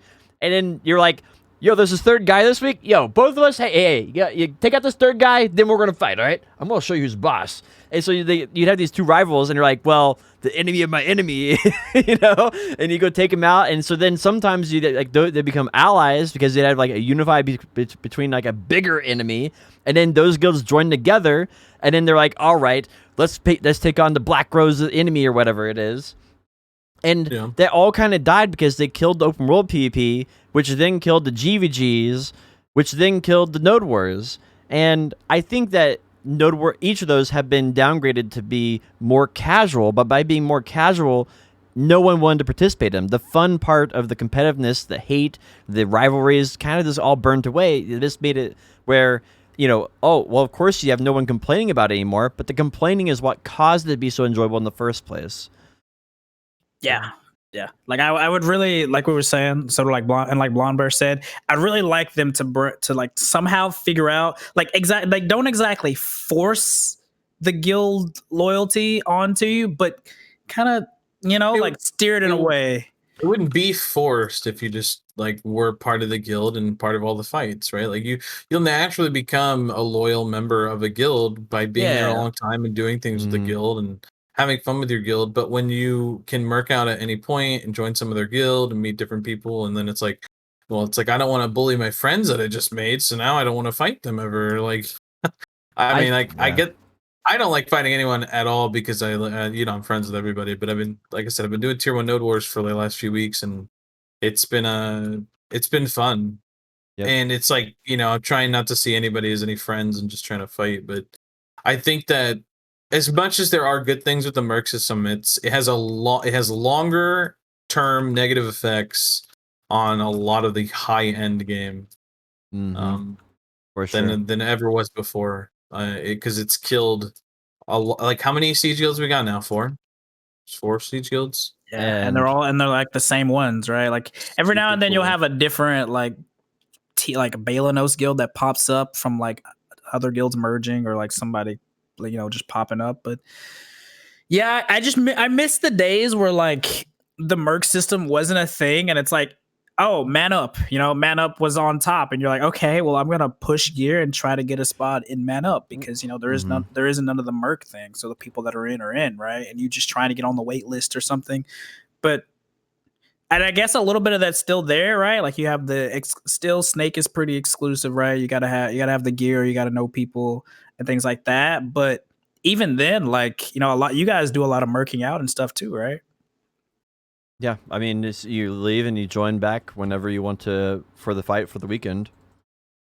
So yeah, and I mean, then you have players like Choice, like where they drop guild completely, and it's like, I mean, he's still loyal to like Snake, right? But he drops and joins for Node Wars all week long because you can't even participate in wars as siege guilds. It's like you get punished for being in a castle and you don't get to PvP all week, and it's just like, okay. Yeah, I think that's a pretty big oversight. I feel like you should be able to do tier 4s like all week long. I don't think there should be any limitation on that. So like that way the dominance factor of being like I'm the best tier 4 guild is becoming a siege guild. And so really siege guilds are just the best of tier 4 guilds. And I think that makes a lot more sense than you take a siege region and then you don't get to do any more fights at all. And then that just encourages people to continue not holding the siege region, and encourages people to leave the siege region. And yeah, it's a big issue. I think the issue with new guilds not coming up is more just the fact that siege regions are bored and the mercenary system being a thing. And the combination of both of those means that they merc out and then they go to lower tier. Yeah. And then merc people in, yeah. And there's no reason. So we don't need new members because we can just merc someone from the next strongest guild and the next strongest guild. So like what's the point of needing new guilds? Therefore killing like any incentive to grow. Yep, because exactly. You can just merc now members from the second strongest guild. On Global Labs a long time ago, they introduced a fix for the mercenary system, but I think it's tied to the new Node Wars system.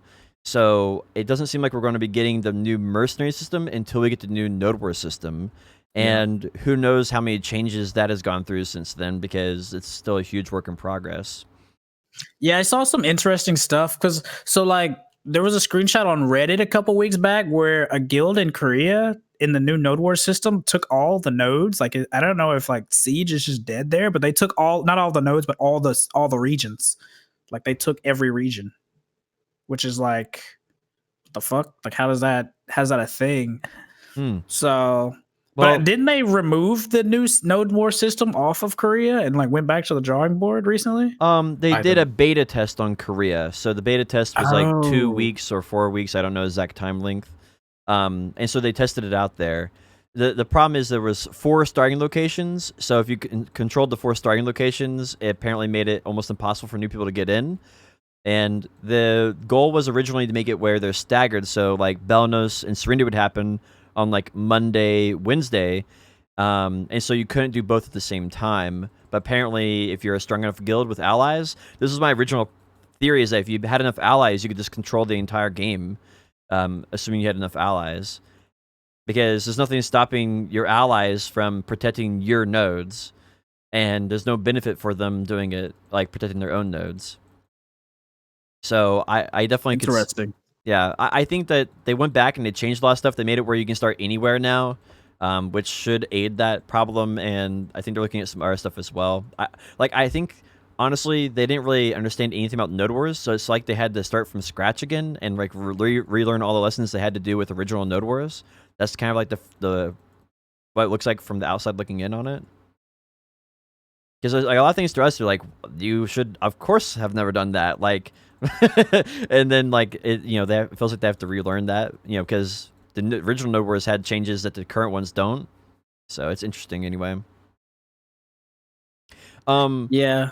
Anyway, going back to the mercenary stuff, I think Yeah. I think they had a mercenary change where you can only have a certain amount of gear, in the guild for Yeah, mercenary. there's So like some gear cap for the merc. Yeah, so it's I something don't think like, that's the fix either, though. yeah, I think it's better. Right now, it's unlimited gear. So the idea would be you could have in 3 members who have bad gear or 1 member who has good gear. I'm not sure exactly what the gear caps look like for mercenaries, but you'd have to balance, like, do you want 3 members with bad gear or do you want 1 member with good gear? And that I do think that it will increase the loyalty to guilds, but I don't think it's a permanent. I don't think it's a perfect fix. Better than we have right now, where you have 99 mercenaries or whatever, though.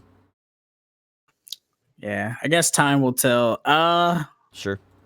Was there anything in the patch notes from this week that you guys thought was pretty interesting? I know we had the little system where you could get up to 25 magic range and melee DP during Node War Siege. Oh my gosh, I was like so excited for this concept, and then have you guys looked at the prices to even level that stat up? Well, You guys know you don't do it with skill points, right? You yeah. have to pay like Really?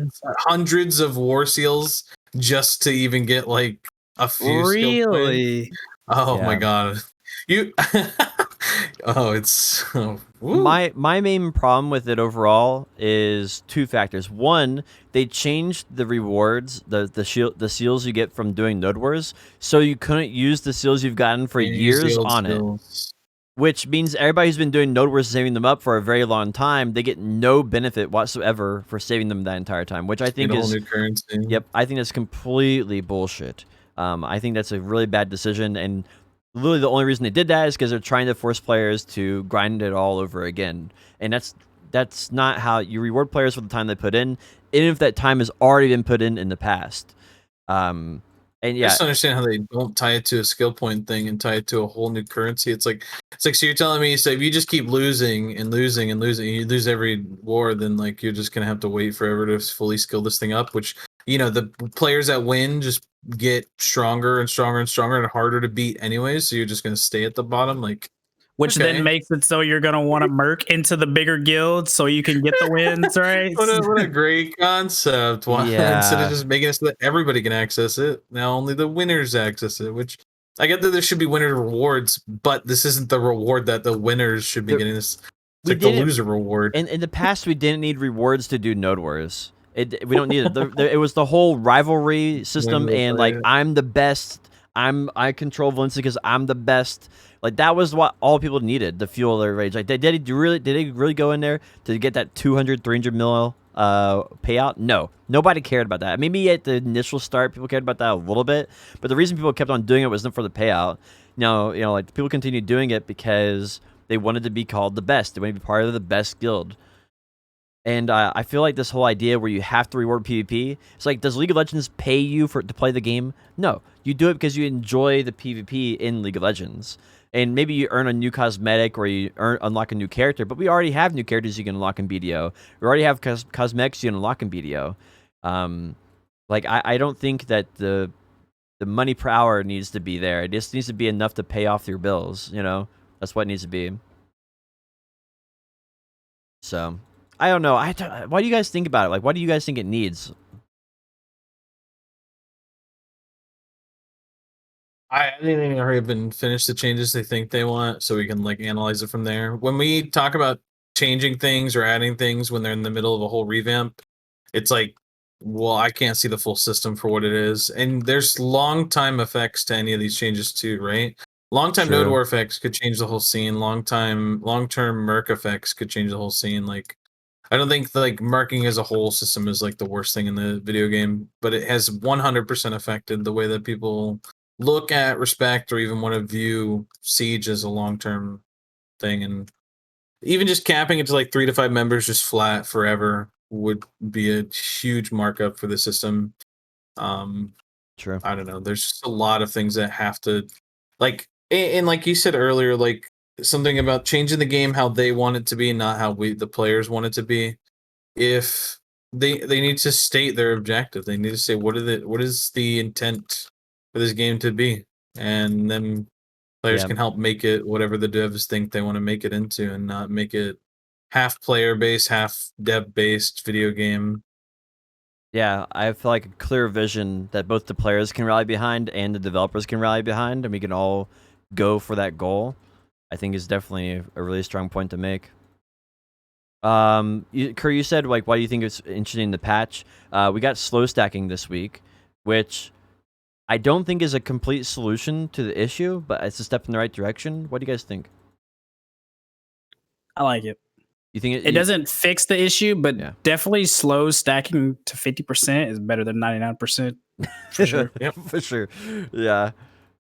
It's actually like 49% better than 99% slow or something like that, right? It's I don't know, like I can't imagine being 99% slow where you like, do you even move at that point? Do you see your character move? Like, I don't know, like I'm trying to think. I have 100 FPS. If I move that much slower, I'm going in. I do the same animation in like 10 seconds. That would normally take me 1 second. I spam a shit ton of RBF. Like I probably do RBF at least. The majority of the time I play BDO nowadays is like doing RBF, Hudsuck Guardian, and like Well, the difference between 99% slow and 50% slow is really huge. Like there's a lot of times where in the past I would just die because I can't move and get off like an iframe or to escape. And having it at 50% as compared to 99% is pretty big, honestly. so you've noticed a huge change then.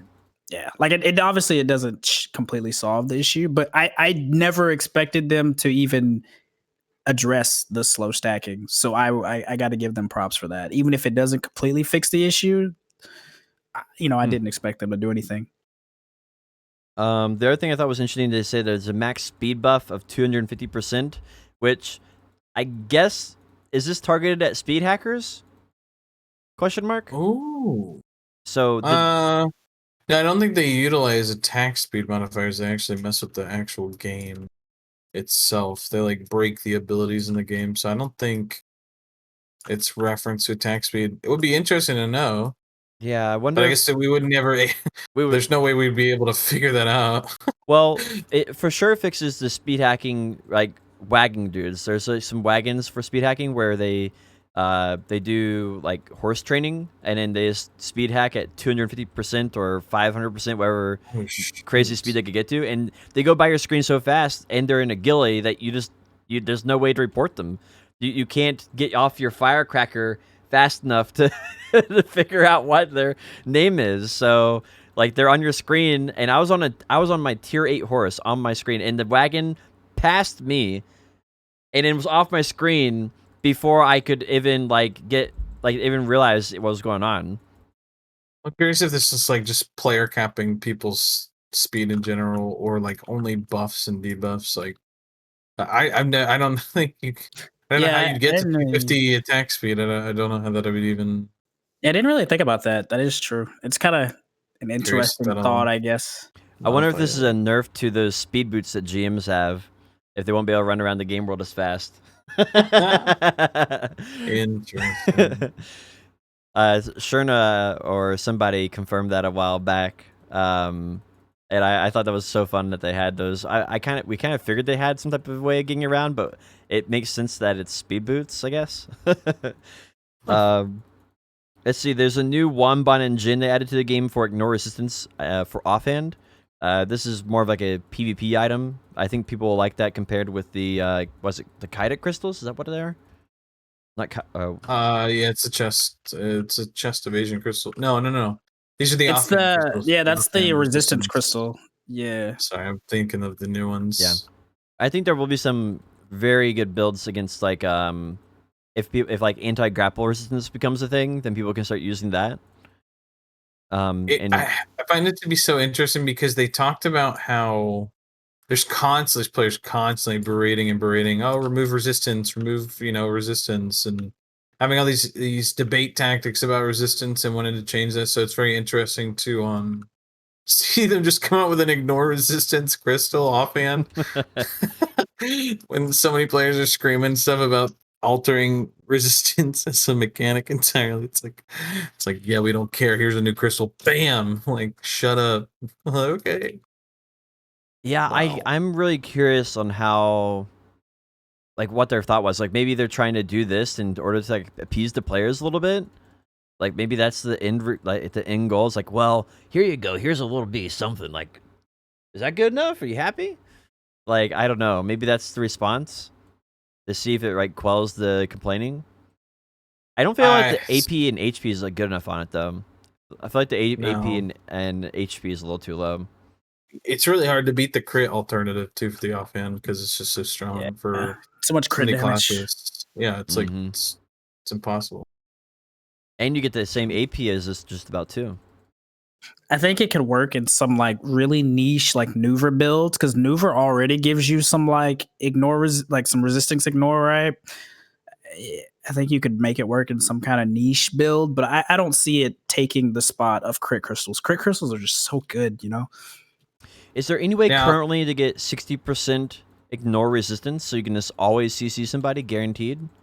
There's 20 from your main hand and 20 from now the offhand. So is there any others? Well, see, the problem is though, is that you're capped at 60, but you still have to go through their resistance, right? So you would So like if they're stacking them, if someone's at 100, then you're gonna have to first get through 40. That extra 40 off top, and then get yours.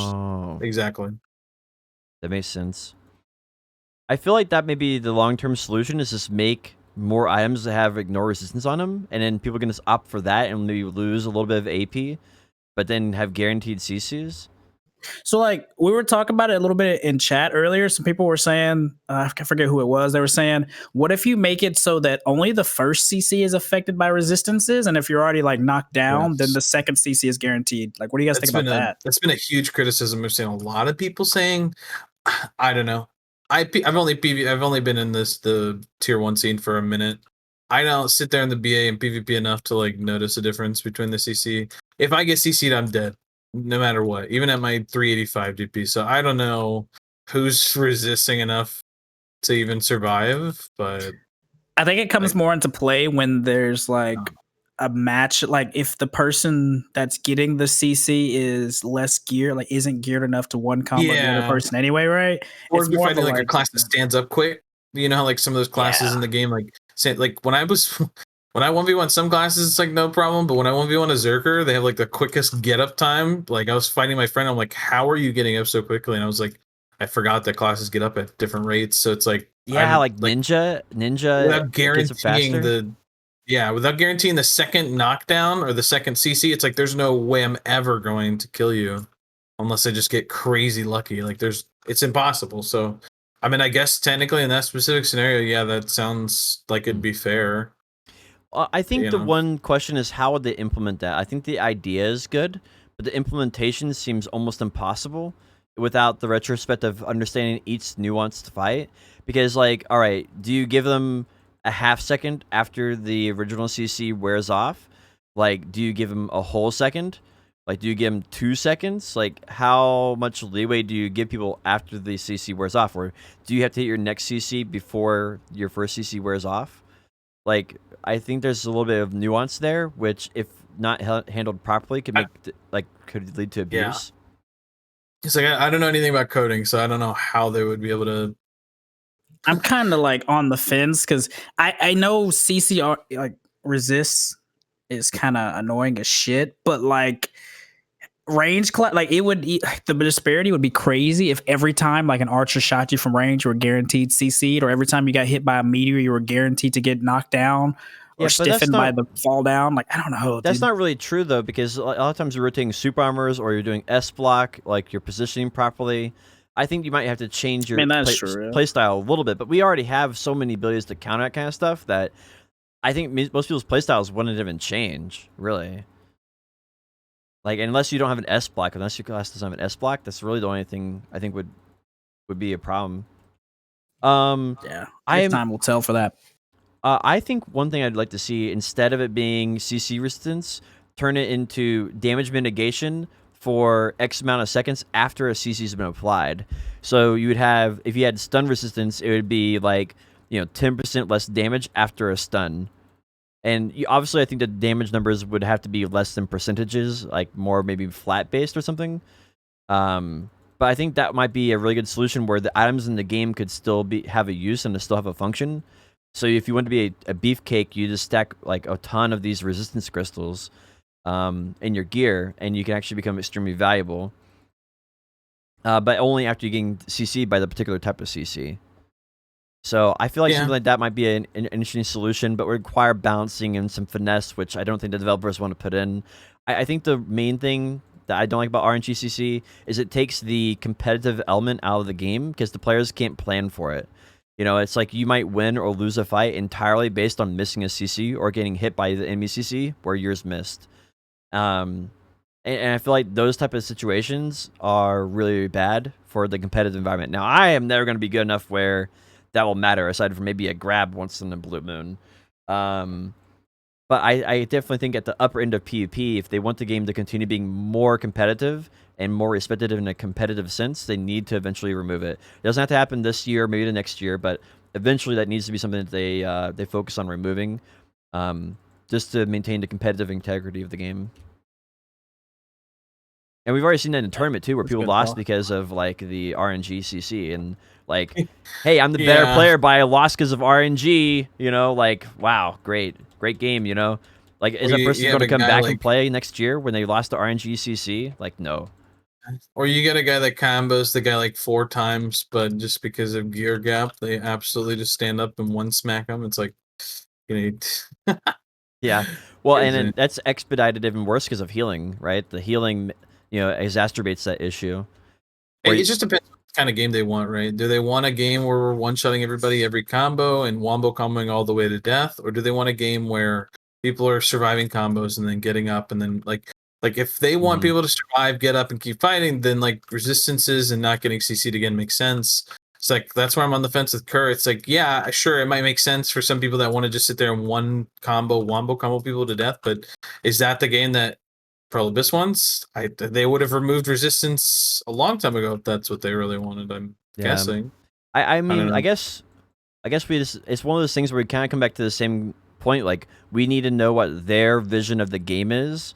That way we can more accurately give feedback, because if we're asking for CC changes and they say this is something we feel like makes BDO unique and we don't ever want to change it, then we can just stop giving that feedback, right? Yeah, and we will never know. And I think that that clarity of vision for the game, of what their vision of the game is, and having that two-way conversation a little bit would really help out direct our feedback, where we can say these are problems, and they're like, we don't have to give the same feedback over and over and over again and just feel like we're giving it to the void. Yeah, because I mean, there's tons of people who are like, man, why is mage meta so strong? Why is mage meta not getting changed? Why is Tuck Wiz just like a year later still just so OP? And it's like, maybe Prolibus wants one dominant class for a majority of open world large scale fights, and that's just the way the game's going to be. Yeah. And it was for a very long time. They didn't address it. They didn't say anything. They didn't want to touch it. They just left it. So it's like, yeah, for all we know, that's what they want. And a really good thing is, like, if they came out and said Succession Sage, we want it to be really, really powerful because X, Y, Z, and if those reasons that they gave were just bad reasons, it would force developers to reconsider their opinions on it if they were just absolutely terrible reasons. But if they came out and actually gave really good reasons why they think there should be a meta in the game and it's just centered around Wizard Witch, right? And they actually have really clear, thought out thoughts, and the player base will be like, okay, I get that, right? I understand you're trying to make a game. Maybe it's not the game that I want to play, but I understand that. But, you know, and it kind of like allows the developers to cross-check their opinions. I think they just have to have really thick skin. I think that's might be the only reason why we're not getting that is because they're just, they're just afraid of getting our like negative feedback. Yeah. Oh, 100%. I mean, like there was people that on like the KR forums were saying, "Hey, if Suckwiz gets nerfed, I quit the game," or if Suckwiz gets buffed, I quit the game, and if this gets changed, I quit the game. And it's like they're really scared of their player base in that sense, where like they don't want to have one of those scenarios where, remember 3 years ago now, I guess, where they did all those PvP changes for the CC and everything, and like people freaked out. They changed so many classes, and people genuinely quit the game for a very long time and were done. They were like tired of it, and there was a drop for a long time. I feel like the whole thing that they've learned from that is like this time round they're doing one big patch, and last time it was like 8 patches. It was like buff, nerf, buff, nerf, buff, nerf, and it's just back and forth, back and forth, back and forth. And I do think that the game back then was genuinely going in a really solid direction. Like I think they were actually making extremely good changes to the game. The problem was that, it should have been one big patch, and it all happened in one big patch, or maybe like one big patch a month, not a big patch every single week. Give the players some time to digest it and understand what's going on, and explain what their thoughts are and everything, what their goals are. And they didn't really. I feel like that without the communication, you can't really do big changes like that. I definitely don't think. I think trying to avoid what happened like 2 or 3 years ago with the PvP is definitely something they should try to avoid, because that was a mess. Yeah, I think it really depends on how they go about it, because in some ways it feels like we've wasted the last 2 years. Because remember, like 2 years ago they did that, like you guys were talking about, that big PvE change where they took away a lot of protections and a lot of CCs from some classes, but then they just reinstated it with the core skills. Yeah. But that was it's like, okay, let's give it all back. Here you go, guys. Yeah, it's like, frick. Well, they have a different team, right? I think that they have a different team and a different head of like who's making those decisions. So it's like, man, how do we take it back, guys? All right, well, here we go. We're just gonna give it all back in a different way. Listen, whoever did that, just say the Oasis event is over and we're removing core skills from the game, and that was part of the Oasis event. That's your excuse. Get rid of Oasis and then get rid of the core skills, and we'll be back to a better version of BDO. I don't know. I think we'll see. You like core skills? I like them in certain cases. I mean, granted, you can only have one core skill, and I do like the core skills. I do. What? Not all of them are created equal. Like, for example, like Tamer didn't get iframe on pole vault, which is arguably the number one thing that they have ever, like, they lost from that change. But I think it gives a little bit of diversity, because some people have different things. Because, for example, let's say when we were in the Arena of Arsha tournament that's going on, at the start, a lot of tamers were using like the super armor on legendary B stands. But as the meta has evolved inside the tournament, a lot of tamers switched over to the stiffen on Moonlight Strike as like a fast catch before the other person could cycle that super armor. So it does offer like a little bit of like diversity in the play. I just think that we kind of went full circle again by even putting some of that stuff back in. I would like to see trade-offs. That's the thing I don't like about the core skills. There's no trade-off. Like, if you choose the crit or the CC, you should do less damage. If you choose, like, you could choose maybe a big AoE, but it does less damage. Like, I feel like there should be trade-offs for all that kind of stuff.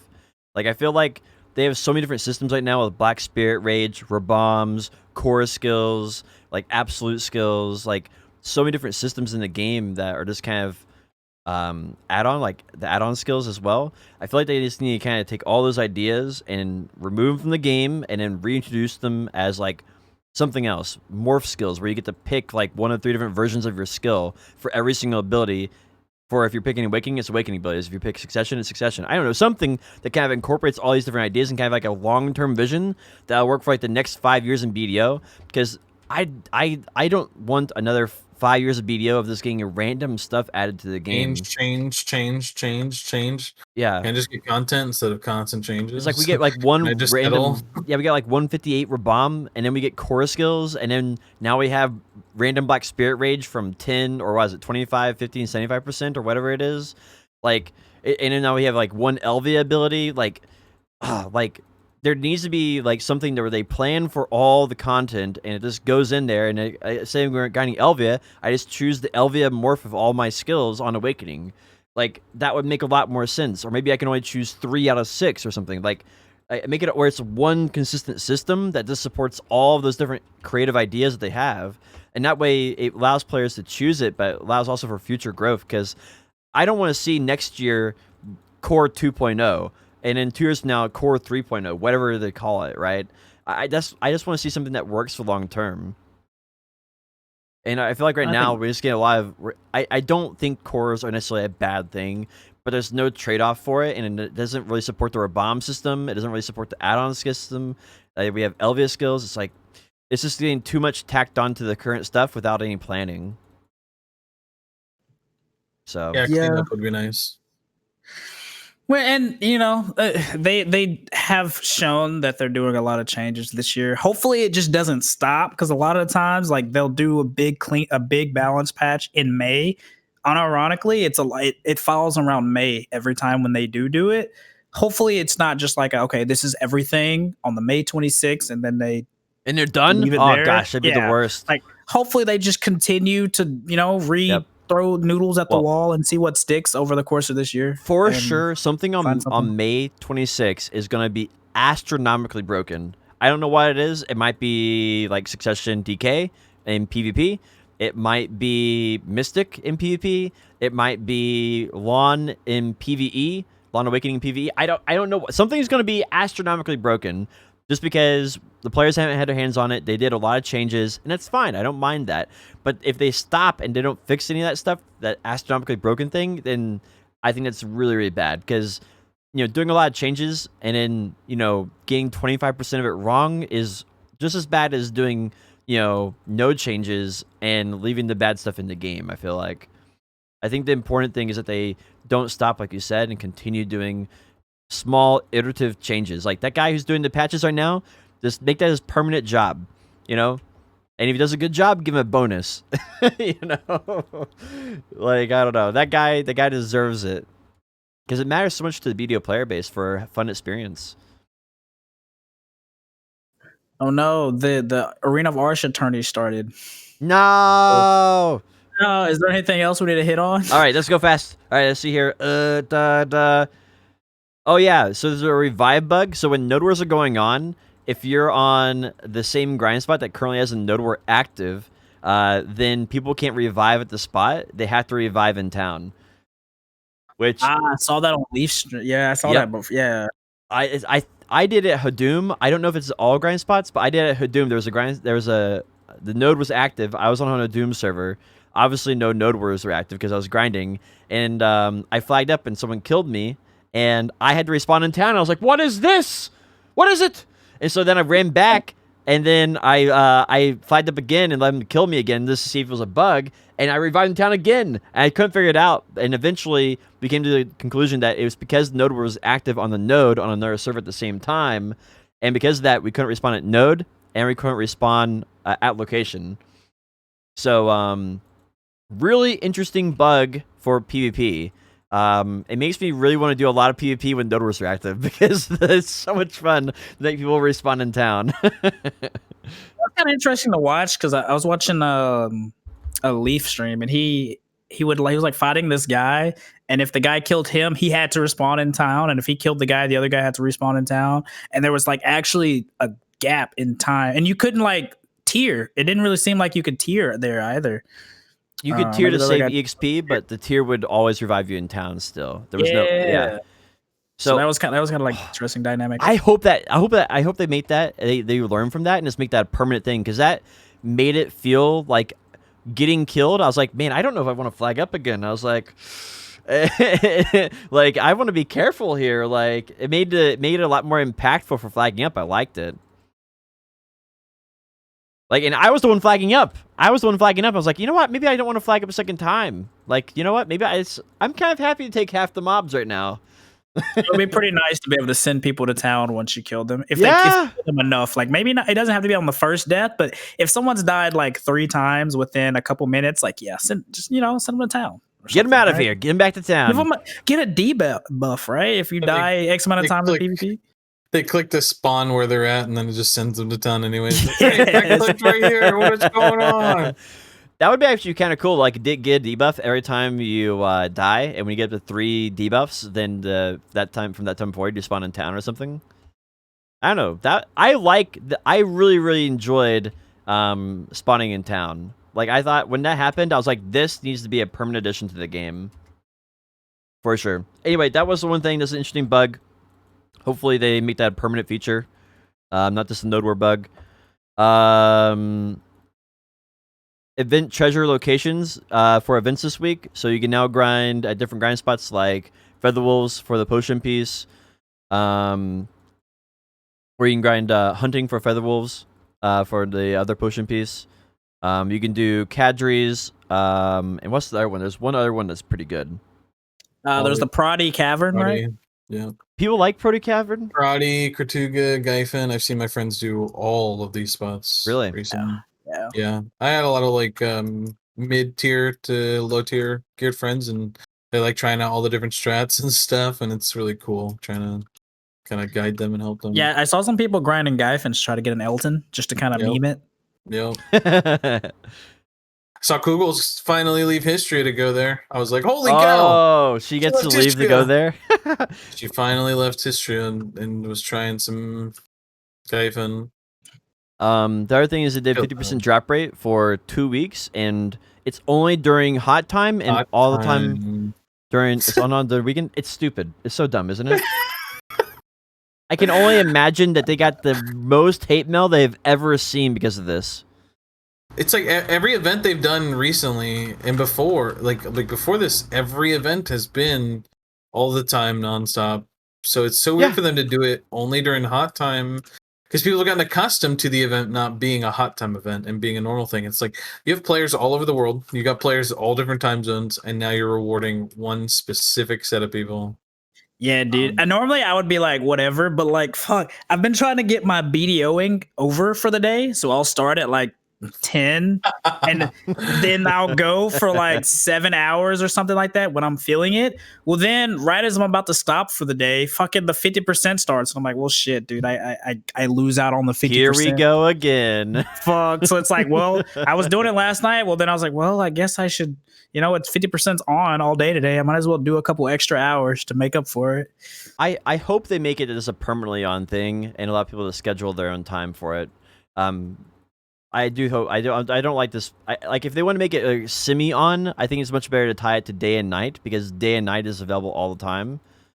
So like make it where it's only like daytime has it, or only make it where only nighttime has it. Like that would be, I think, a little bit more interesting of a change. It's linked to the actual game cycle, not like a time zone in America or something. Yeah. And that makes it feel more immersive too. Like make it nighttime and you get 200% drop rate only for like 40 minutes at nighttime. That would be cool, right? Yeah. I'm kind of glad they came up with that 10% nighttime change so quickly. Like, True. you're like, man, wouldn't it be cool if nighttime had a drop rate buff? Boom, next week. All right, guys, nighttime has a drop rate buff. I was like, okay, now was it always like that, or did they just like tell us? Like, yo, like, you know what? Maybe it has been that way for years. Makes me wonder, like, has it always been there and now they're just telling us? I'm telling you, horoscopes have an effect. I'm telling you they do. Oh no, here we go again. I'm waiting on it. Like the 5 to 6 a.m. era, I'm constantly getting tons of drops every morning. I'm telling you, it's like my golden hour. I'm telling you, there is horoscopes affect it. They're going to come out with a system in like a year. Like, look, horoscopes give you extra drop rate bonuses, and like. They're going to be like, look at this brand new system. It's only 10%. It's not a big deal. And I'm like, it was there the entire time. I knew it. I'm calling it. They even said in the last thing they were like, "Hey, wouldn't it be cool if like horoscopes occasionally gave you Horoscope did +1 something. fell stack, You know? or like gave you a little extra luck at the grind spot?" And everybody's like, "No, that'd be terrible." They're like, "Oh, we would we would never do that." Bruh. We would never do that. It's definitely not been in the game for years. Exactly. Like, I don't know. I think I wonder sometimes, man. I think the cool thing that they actually mentioned with the 50% drop rate event is they actually told us what mobs are affected by drop rate and what mobs are not affected by drop rate, which basically confirms a lot of our suspicions about different things. One thing I thought was cool is that they mentioned some type of sea monster is affected by loot scrolls. And I'm guessing it's the one that drops the map part or the selling part, the selling treasure item. The Crocs. Yeah, I guess maybe that's The what it is. saltwater crocodiles. There was one in there. I don't know if that was the one, but they mentioned some sea creature that or sea monster that could be affected by loot scrolls, which I thought was kind of neat.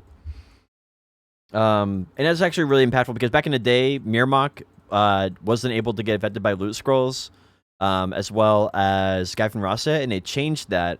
And so I think it's really nice that they include us in here, so we have a nice clean list that we can reference in the future. If anyone ever wants to argue about it, now we have a list, right? So pretty nice. And I think, oh yeah, well, I mean, the Arena of Arsha tournament, the finals is happening right now. Yes, it's happening right now. Right. Well, we need to end this. What are your thoughts on it? Yes. I'm enjoying it. I kind of feel bad that people that were in the old tourneys get like a title that'll never be removed, but the new tourney, this one, if in the next tournament, if someone else beats you and like if someone else is the champion, they get unrivaled. So the title moves from champion to champion. So it's like I feel bad for players that wanted a one-time I am the greatest blank, you know, because that's what the original titles were back in the day, and kind of sad that unrivaled is just going to be one of those like, you know, you get it, but someone just beats you and. But they get the permanent Arsha weapon skin though. That's 100%. The real kicker. True, true. I mean, it's animated too. It's animated too. Can you imagine having? I like the was it? I think it's the Lancia from Valkyrie on Awakening. You're just like it's like. It's like really sick. I'm like, oh, look at me! That give me. Like, I'm going to main Valkyrie. How good are Valkyrie mains on PvP? Like, I just have to one-shot him, right? It's better to look good. Who cares about being good? As long as you look good. Exactly. That's pretty pog. Let's zoom through the last little bit here. We have some other games. We'll probably talk more about these next week. Elyon closed beta happened. So we can have some closing thoughts on that. We had Bless Unleashed beta, not to be confused with Bless Online. Bless Unleashed is a new game and different than Bless Online. I know it's confusing, but it's different. Lost Ark is apparently coming out in August, is the current rumor mill. And Subnautica Below Zero came out, which Morlin will be our specialist on that. Yeah, I figure because I played a decent bit of the Elyon beta and the Bless beta with Morlin, so I figured we could it'd be better for us to tackle those games on Friday when he comes back for the next episode. Absolutely. Blonde Bear, have you played any of these? I have not. I haven't done anything except for focus on BDO. I think I played a little bit of the new season of TFT, which I really like. I played so a little bit of Rainbow Six. I've been playing Dota 2 with some friends actually, and that's been pretty fun because I have some friends that like Dota more than League. So that's been a fun learning process, trying to figure out the hundreds of characters and which one I like. But no, it's primarily been BDO, and I've been watching a lot of shows and stuff, trying to tackle some stuff I've wanted to. I recently finished Demon Slayer, so I want to go watch the movie with my wife, and then I finished there's the new shows on Netflix. There's Jupiter's Legacy, cool superhero show, not the best, but it's a cool start. And then there's Shadow and Bone, new Netflix series that just came out, super good as well. I watched that too. That's a really good one. I thought that was sick. That was the quality of everything, the writing, the story, everything was awesome. And then the other thing I've been watching was what else is Invincible on Amazon Prime. Incredible. Woo. Really good show. I watched So- the first episode of Invincible. It's pretty good. I need to finish it. It's very. It sucks because like I think we've had so many shows and stories out there these days. I'm sorry, we're gonna end it. So sorry. Let's end it. Then I can talk and ramble. Yo, Blumber, what have you been up to this week? Yeah, give yourself a shout out. Tell everybody what you're up to. When can we expect to see you stream? Dude, I don't know. My stream's been tough because my wife got a new job, so it's kind of hard to stream because like I have to cut my streams off early because she has to talk to people. She has a lot of phone calls and stuff. So she's going through training. So my stream schedules are kind of sparse and they're not very long. But as soon as she gets into the new job, which should be very soon, she'll be once she gets to the new job schedule where she's working night shift, I'll have my normal stream times and everything back. So I don't really have an ETA. It's really kind of dependent on when she finishes. We got about another week or so. So hopefully it won't be much longer. And then I'll be back to regular scheduled programming. But all I'm doing is grinding the merchant ring. So it's just going to be doing AFK trade routes and begging for Nolan's group. Well, I wish you best of luck on your rich merchant ring grind. Thank you for joining this week. Kerr, what you got going on this week? Well, I guess you're already watching the Arena of Arsha. Watching the Arena of Arsha today. I guess we're gonna continue suffering. We're gonna continue suffering through whatever you call it, the Sork punishment that chat has bestowed onto me. But that's about it. For me, I am going to, I guess, play Sage, slowly get him up to 63, get Mystic up to 62, and try to figure out what I want to do for the drop rate event next weekend. That is about it for me. Thanks, everyone. Thank you guys for joining. That has been episode 44 of Nerds and Words. You can find us on Spotify and on YouTube. Have a good one.